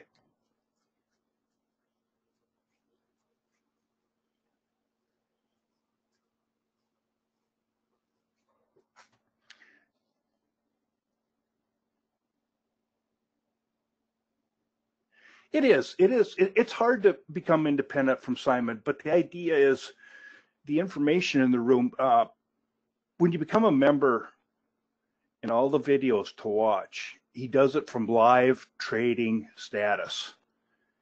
So you have that opportunity, and if you have questions, come in the room and you can ask questions and whatnot like that. I mean, it's like last month we sat and we did some swings here, but a lot of times it was a scalpers market until June 28th, and then all of a sudden the setup was for RTY, YM, and NASDAQ, and they proved to be very, very great runs on each of the instruments.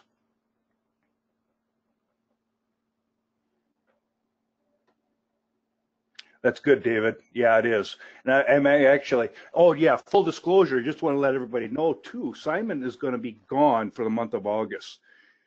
Apparently, he takes vacations too. No, he takes well-deserved vacations. And him and his family are going to be gone.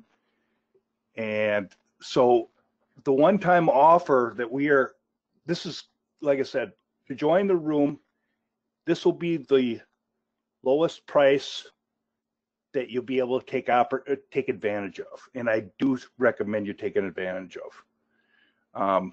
I became a member in February this year, and I regret not jumping on it sooner. I remember calling Simon a lot of times and bugging him. How'd you guys do in the room today? I would always sit there and monitor his room because I could hear his compassion in his voice. And he is the salt of the earth.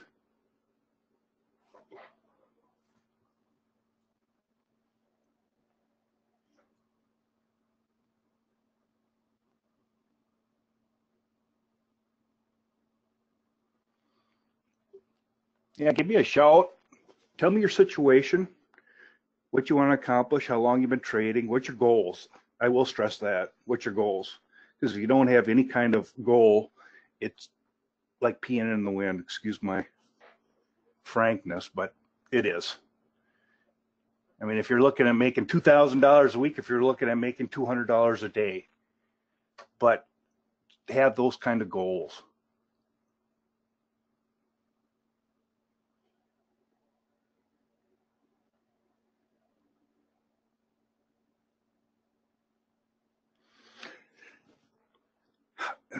That's kind of a loaded question. How big an account you have to trade with Simon?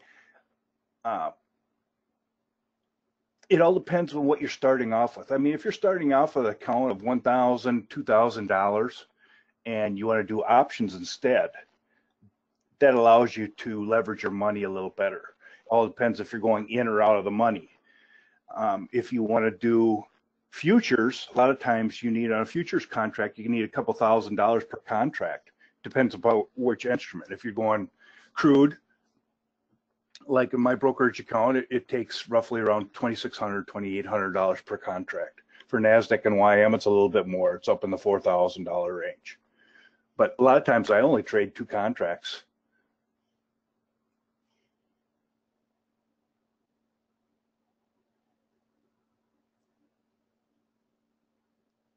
Who's your who do you have your brokerage account with? Sean, on the special price, just give me a shout, shoot me an email. Ninja. Oh, okay. That's your platform. Is that where your brokerage account is through too? Okay.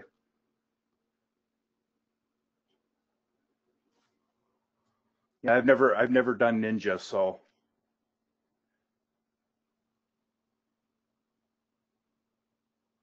What was the Actually, question about Ninja? Hold on. we were talking about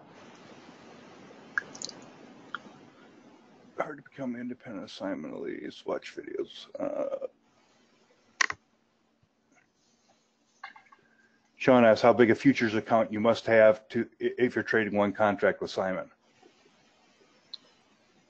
How many contracts? No, how big futures account must you have to trade one contract with you?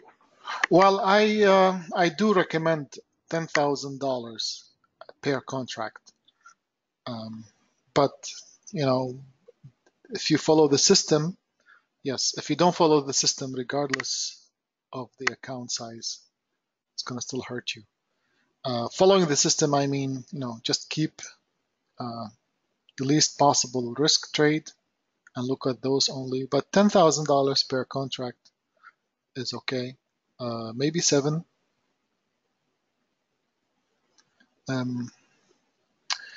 It's hard to answer because it's when you are with me, what you see in this room is a part of what we offer. We offer more. Let's say scalping. You can be a scalper. You might need a smaller account, right? You might need maybe $5,000 per contract if you're a scalper. But of course, you have to learn how to scalp efficiently. So it's hard.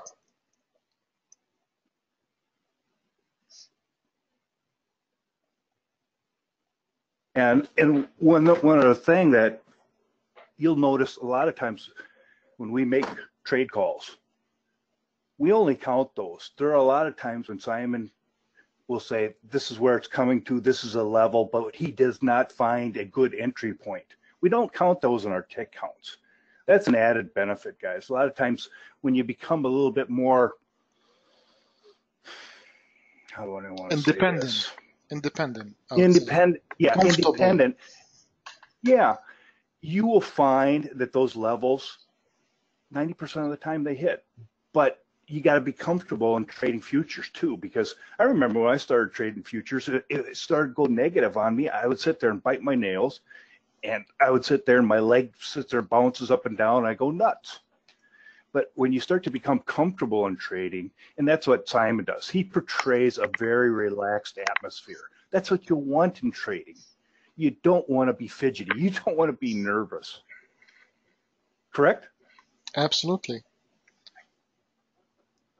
And I provide these levels, and I provide the recommendations for those who actually want to trade them with options sometimes.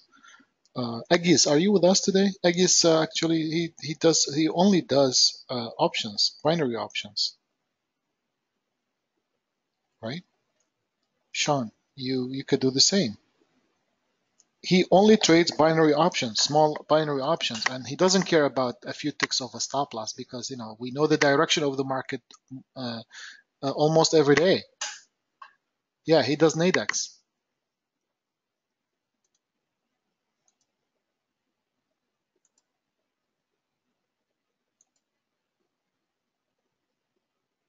Now look at the YM. Came right down above the 24,850 level. Yep, it bounced. It did not. Come on, bounce. Yep. Yeah, Come on, baby, ugly. bounce. No, it's ugly.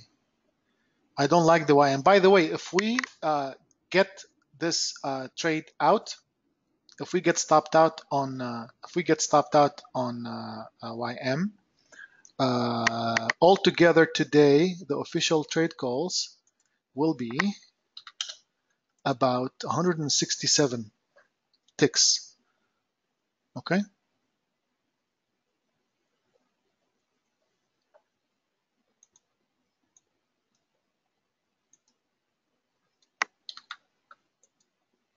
Stop. Yep.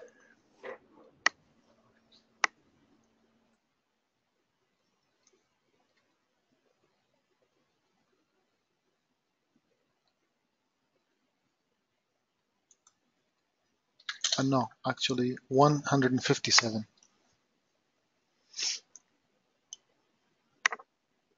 So far, two trade calls, 157, which is, a little bit below average. This week has been below average. But it is what it is, right?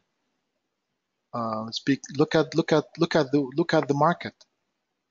It's ugly. Like look what happened all day yesterday, and then broke down, and then back up, and it's just been ugly. So sit back, relax. When it comes to you, take it. If it doesn't come to you, leave it.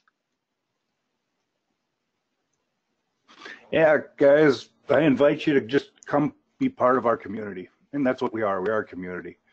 I love the fact that Brad and then you got Gary too. Gary, if you ever notice on Slack, he's a master of the ES. Here. Yep. And he's in God's country, which is Minnesota. Yeah. And Brad does a great job of scalping too. He recognizes the levels. And if you were to ask Brad if he came into the room with this kind of a knowledge, I bet he'd say, no, I had to learn it. And that's what you have to do, and that's what we want to help you do. Do you see the crude, the blue line? The blue line, I did not put it now, by the way. I put it this morning. Is it a coincidence? Of course not. So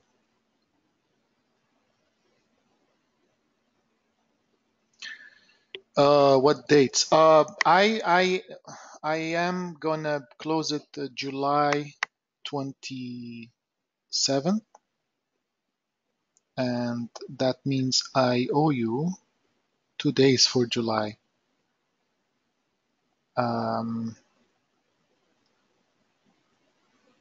It's also our wedding anniversary. July 26th is Thursday. I'll try and find a couple of hours next week to add, so I could maybe do some teaching as well. Very good, Sean. No, mine will be 16 years. Yeah, 16 years. We'll have to remember that. Congratulations, man. Thanks, bud.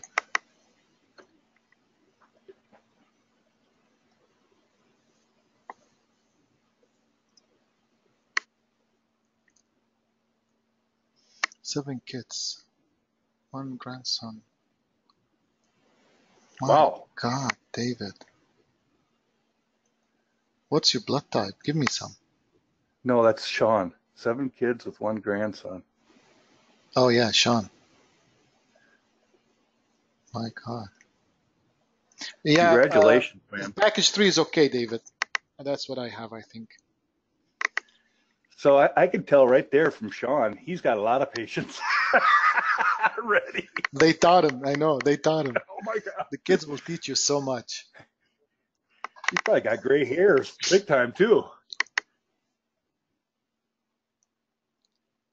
Who can help you get... they have very straightforward installation, David. And you could basically, once you install it, I can send you some of my templates.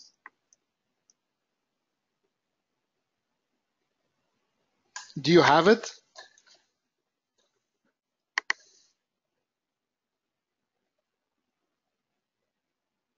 Email me. Send me an email, and between me and Dimitri or even Jay, we can take care of you.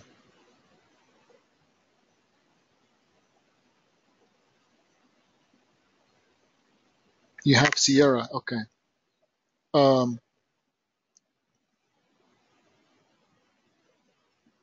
You have Sierra.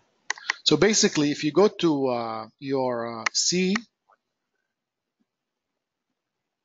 I think it's document. No, C chat. C. No, not document. Where is it? Control panel, computer. You go to your C disk. Go to Sierra charts, and I think if I send you a template, you just drop it there. Where is Sierra charts?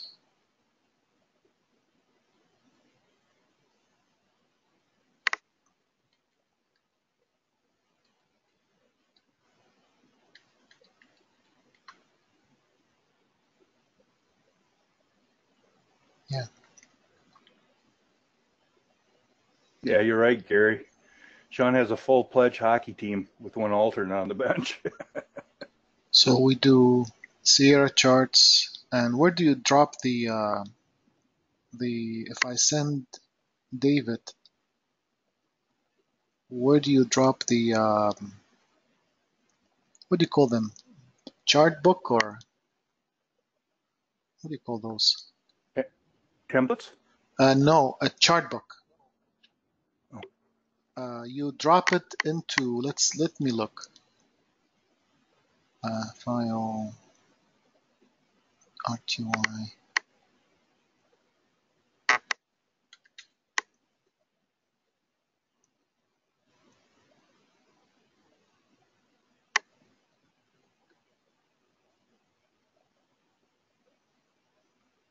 .ch.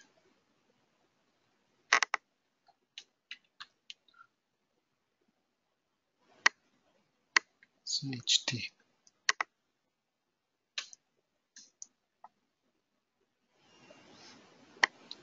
Sierra charts data. Yes. So if I send you a chart book, drop it into data.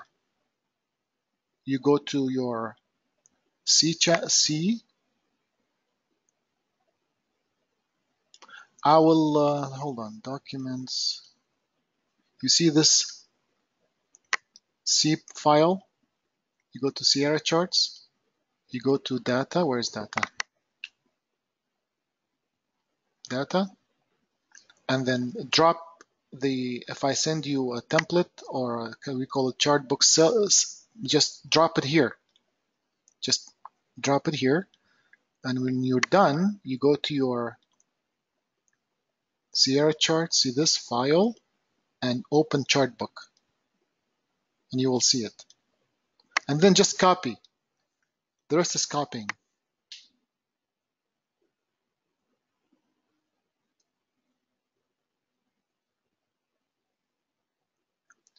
I think with Sierra charts, first of all, with Sierra charts, you will not have issues. You can go 5,000 days, 10,000 days on a monthly chart with no issues.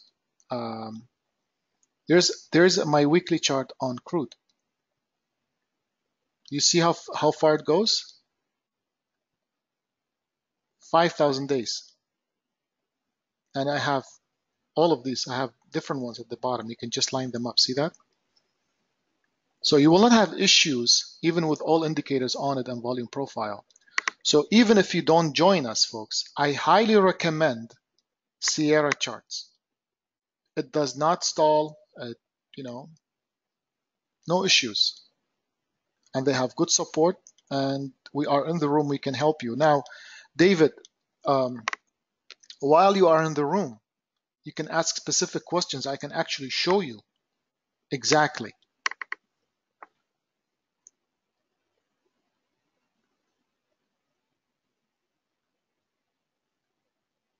Send me an email now if you can. Ask me for my chart books.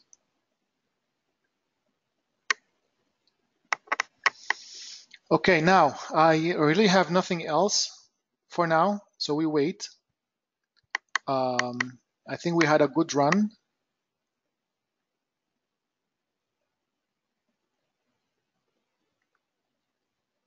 On NASDAQ and YM. You notice the market moved up and down so many times, yet I only had 2 official trades, right? I recommended a scalp as well earlier that was gone for first target and then was stopped out. Overall, it was profitable, a few ticks, but it was just a call in the room, and that was only a few ticks in profit. Okay, CL, good idea. CL, I see another move down to 68.80 level, maybe a bit lower. Here's the next move on CL. Let me change it to blue. Did I, here, this area, give or take. Did I put 69.20 earlier on crude or just mentioned it in the room?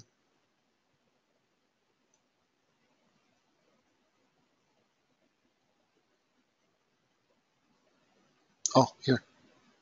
Usually I write it down. Here. But I think you mentioned 69.20. Here, at 9:25. Oh, yep. I said we shall see 69.20. Boom, to the tick.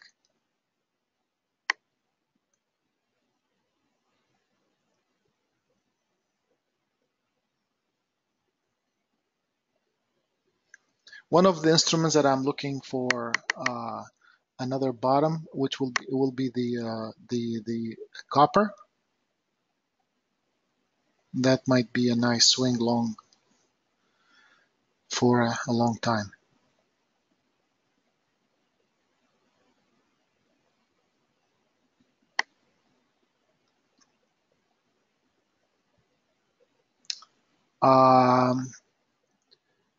If you are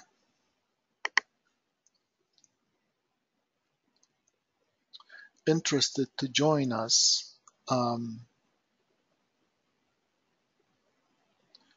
yeah, 23. Oh, well, Yeah, I missed it by a few ticks, but that was a general level.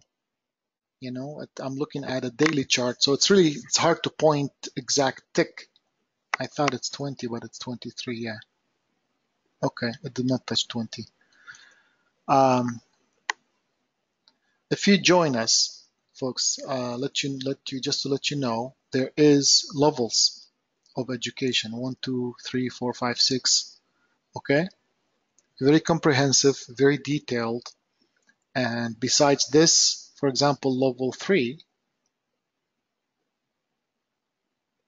is crash course on volume profile. This is one of the major lessons that you have to learn. And then advanced, advanced, advanced. And that's just one level. You also have the indicators here. If you click, you will get the indicators. Trade room links. Okay. That's one. The website has a lot of information. I recommend that you get into the website and browse, look, watch some video recaps, please. It's important. Okay. It's all here. Anything you want, contact Daryl. We have a summer discount. Yep. And he's the man. I trust Daryl to give you the information and to guide you. Yep. Well, I'm going to treat you. I'm going to treat you right. Just for the sole fact, I know exactly where a lot of you are at. I was right there too. But I won't take excuses from you. Exactly. My objective is to get your excuses out of the way, and we want to help you in your trading career. Wow, look at YM go down now. Yeah, I had the reason to move my stop loss below this line.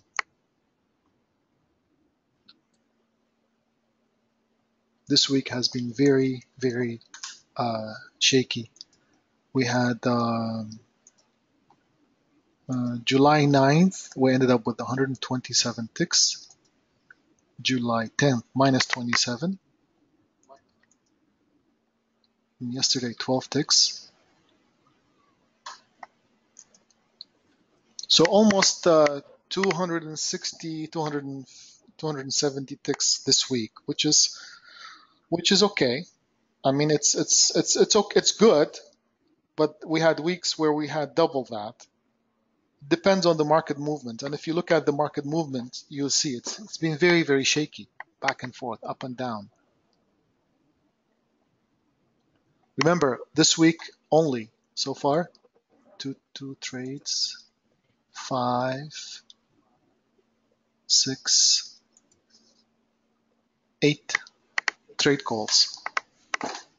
8 trade calls, which is very filtered, right?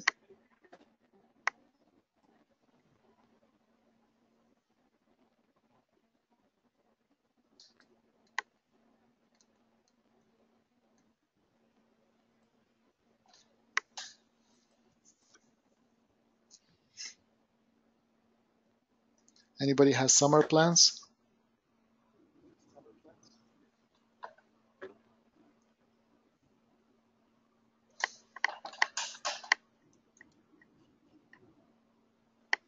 We went last night. I know. Sorry. Was it Sal? Sal contacted me last night, and we went to a wood fire pizza. Nice. Sit and listen to music. Yeah, it was fun. Nice. Drank a couple of toddies. Listened to some 80s music. Yes, I'm dating myself. 80s music is the best.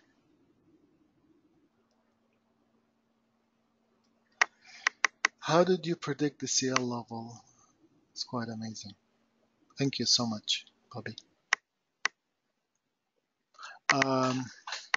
You know, once you become a member, once you learn this, once you learn the secret is no longer amazing. It's going to be like your guide. You would know it ahead of time.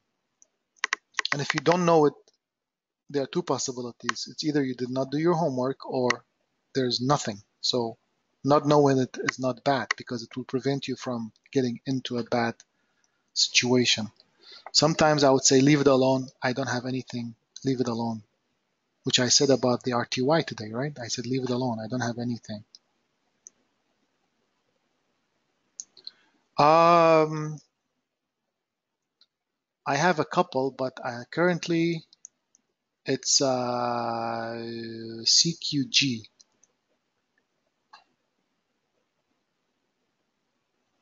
How many months it takes to learn? If you're too busy, it should not take more than a month. Especially now we are gone for the summer. We're going to be gone in August. So you can choose that time to study the videos. And then come September, you hammer me with questions if you want to join us. And that's what I do. I would love to answer questions, show you exactly levels, except for the trial days, I don't show details. I will share that with you. For example, yesterday, a member asked me for something, and then my answer was on Slack for members. See this? I said, look at this, and I showed them this. So all members are connected via Slack anyway. That's different than this Slack for Signals. We have two different Slack windows, one for students and one for Signals.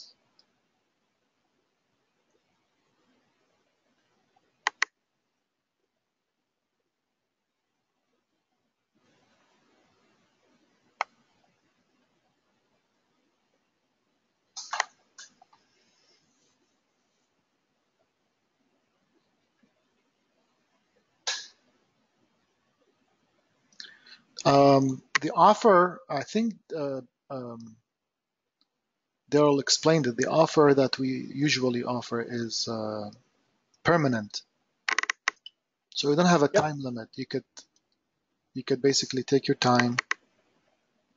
If you think the price is right, you can join now and take your time with the process.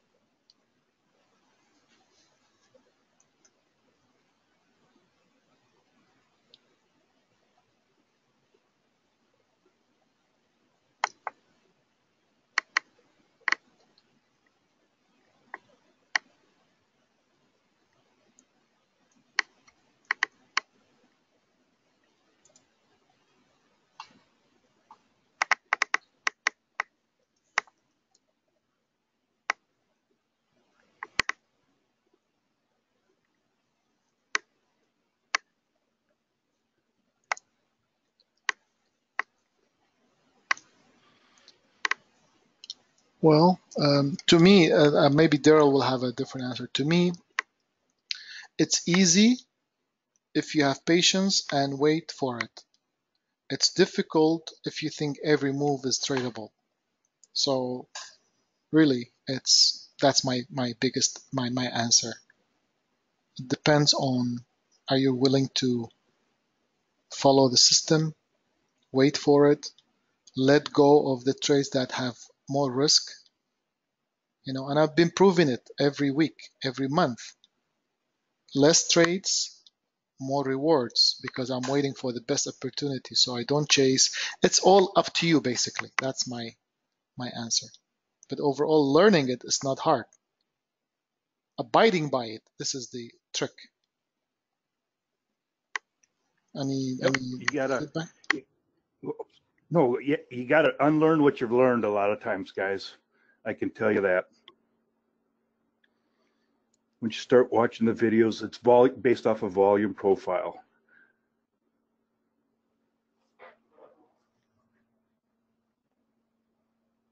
Let me explain a few things. This is not the only indicators that we have. We have other indicators that we use. Let me show you. Let me go to the gold and give you an example. This is your gold chart. See the volume profile, right? The volume profile is our main indicator. Look, and we have this information on the website, so I'm not gonna record it or anything. It's just it will be within the session, recorded within the session. So look how the volume profile, see, you can smoothen, you can sharpen by pressing plus and minus, control minus, reduce, control plus, enlarge. We have power line indicators, as you see these lines. Power line indicators are very, very good to see support resistance and extensions. Sometimes you have a cross between a green line and a yellow and a red line that indicates a breakout or a breakdown.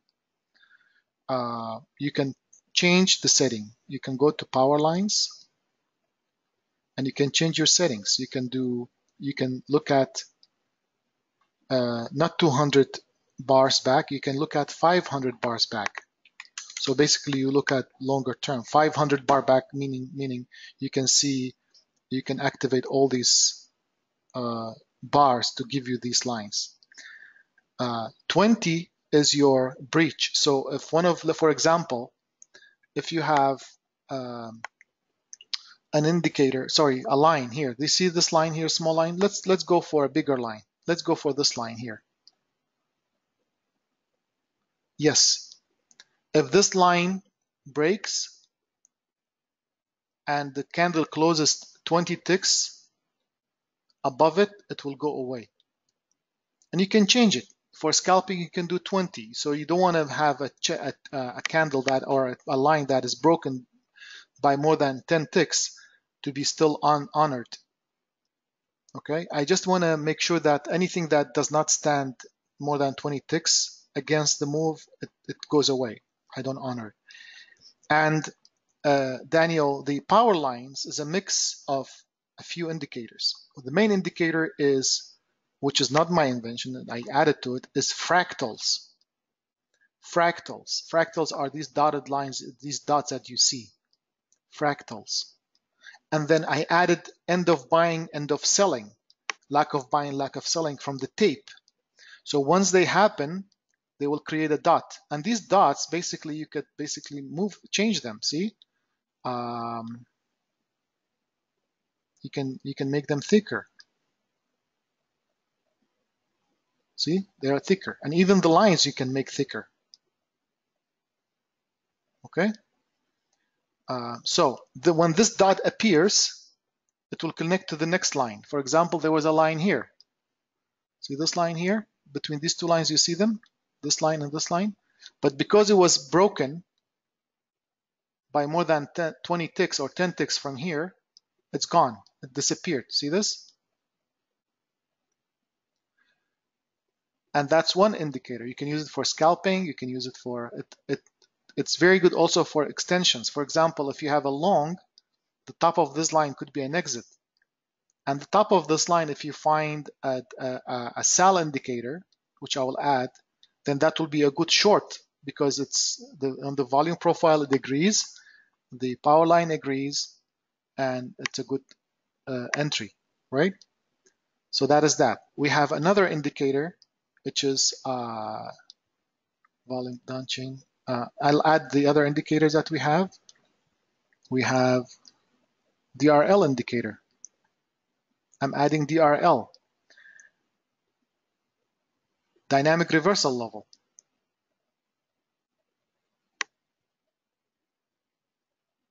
Here they are. Dynamic reversal levels, as you see, they are more visible on the smaller chart. See on the Nasdaq. See, they are more because it's a smaller chart. On whatever chart you put them, they mean the same.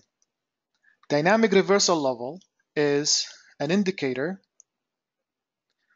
that I created and I gave it to the programmer. It was a very big task. It cost me a lot of time and a lot of money. It's let's say you have this is, let's say, an hour chart. See, because this is an hour. One of them says 1 hour or 60 minutes. So let's say this is a 1 hour chart, 60-minute chart. 60-minute chart has 1, 2, 3, 4, 5, 6 different indicators, and all these indicators are volume-based indicators, very strong. If 2 or more of them match, it will show up. Same thing on the 30-minute, same thing on a 180-minute, same thing on the daily. Well, you don't have to bother with that. Everything is combined in one indicator. Therefore, when we have a power line, a DRL level that coincides with volume, it's a good projection level too. And they change every time, let's say an hour pass or a 30-minute pass, a new indicator, or if the level of rejection changes, they will change with it too, right? Another indicator is our SAL indicator, the strategic reversal levels or Simon reversal levels. And this is basically based on combined of our indicators plus the tape. We added the tape and the volume into it, and these are attraction levels. So if we have an attraction level, for example, we have volume profile level, that's continuation, another volume profile level here, that is also continuation. In between, there might be a chance for a reversal. This is a rejection. Here, we call it rejection, R. But sometimes the rejection is confusing. It's not clear or very tight or very big. But if you have a SAL indicator sitting in the middle, right here, and we saw this today in an example, 2 examples today, this will be a good entry point for the long, because what this is, it's very large amount of contracts sitting here. As soon as the market comes and takes them, it bounces. So that will be a good entry because you at least guarantee your first target. And then if it continues to the continuation zone, you're good. So that's in a nutshell the strategy. It's simple. You need to learn it, and it will be confusing at the beginning because it will be so many videos, so much information. You just need to take a deep breath and go one by one. Questions?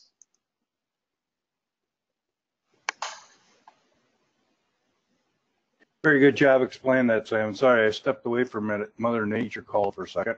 That's fine, man. Coffee runs through you. That's fine.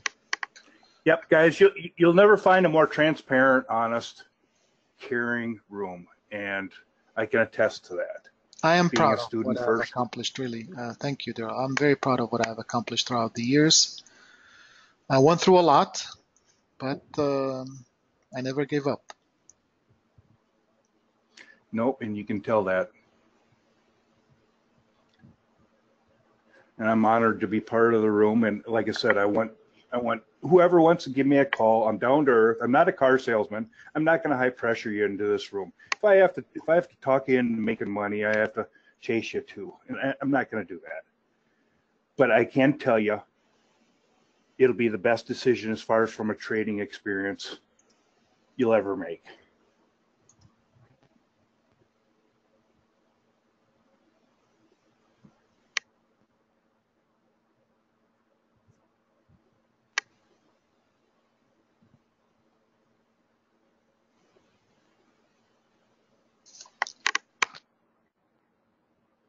Yeah, look at how the YM is just up, down, up, down, up, down.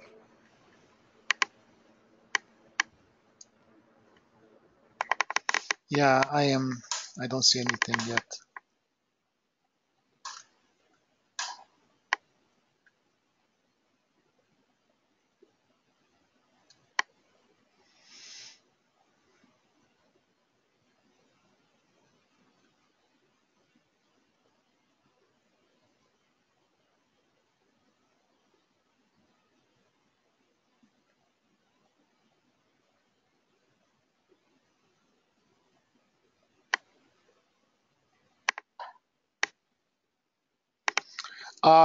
I mentioned, Patrick, maybe you missed it. I see it coming back down further to 68.90. And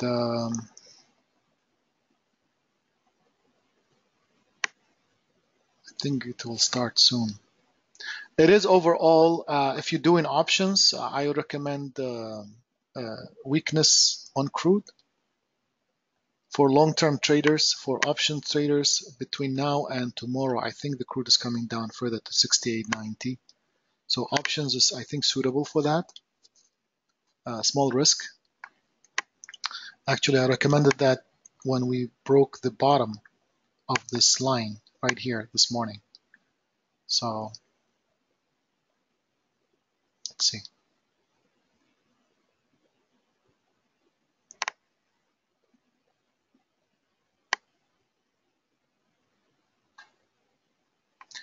Hold on. Maybe I would know. 1 second.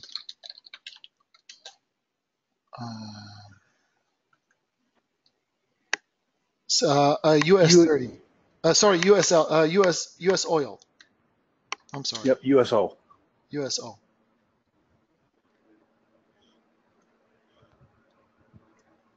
Let me give you a list.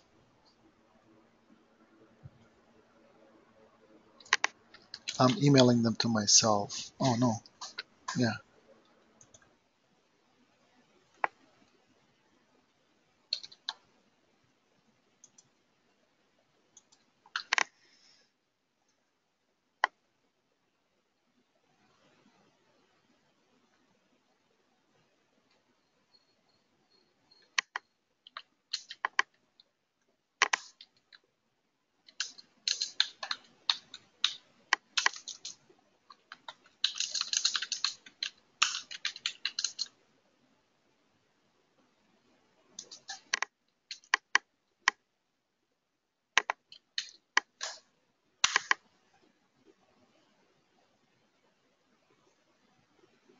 Is that okay?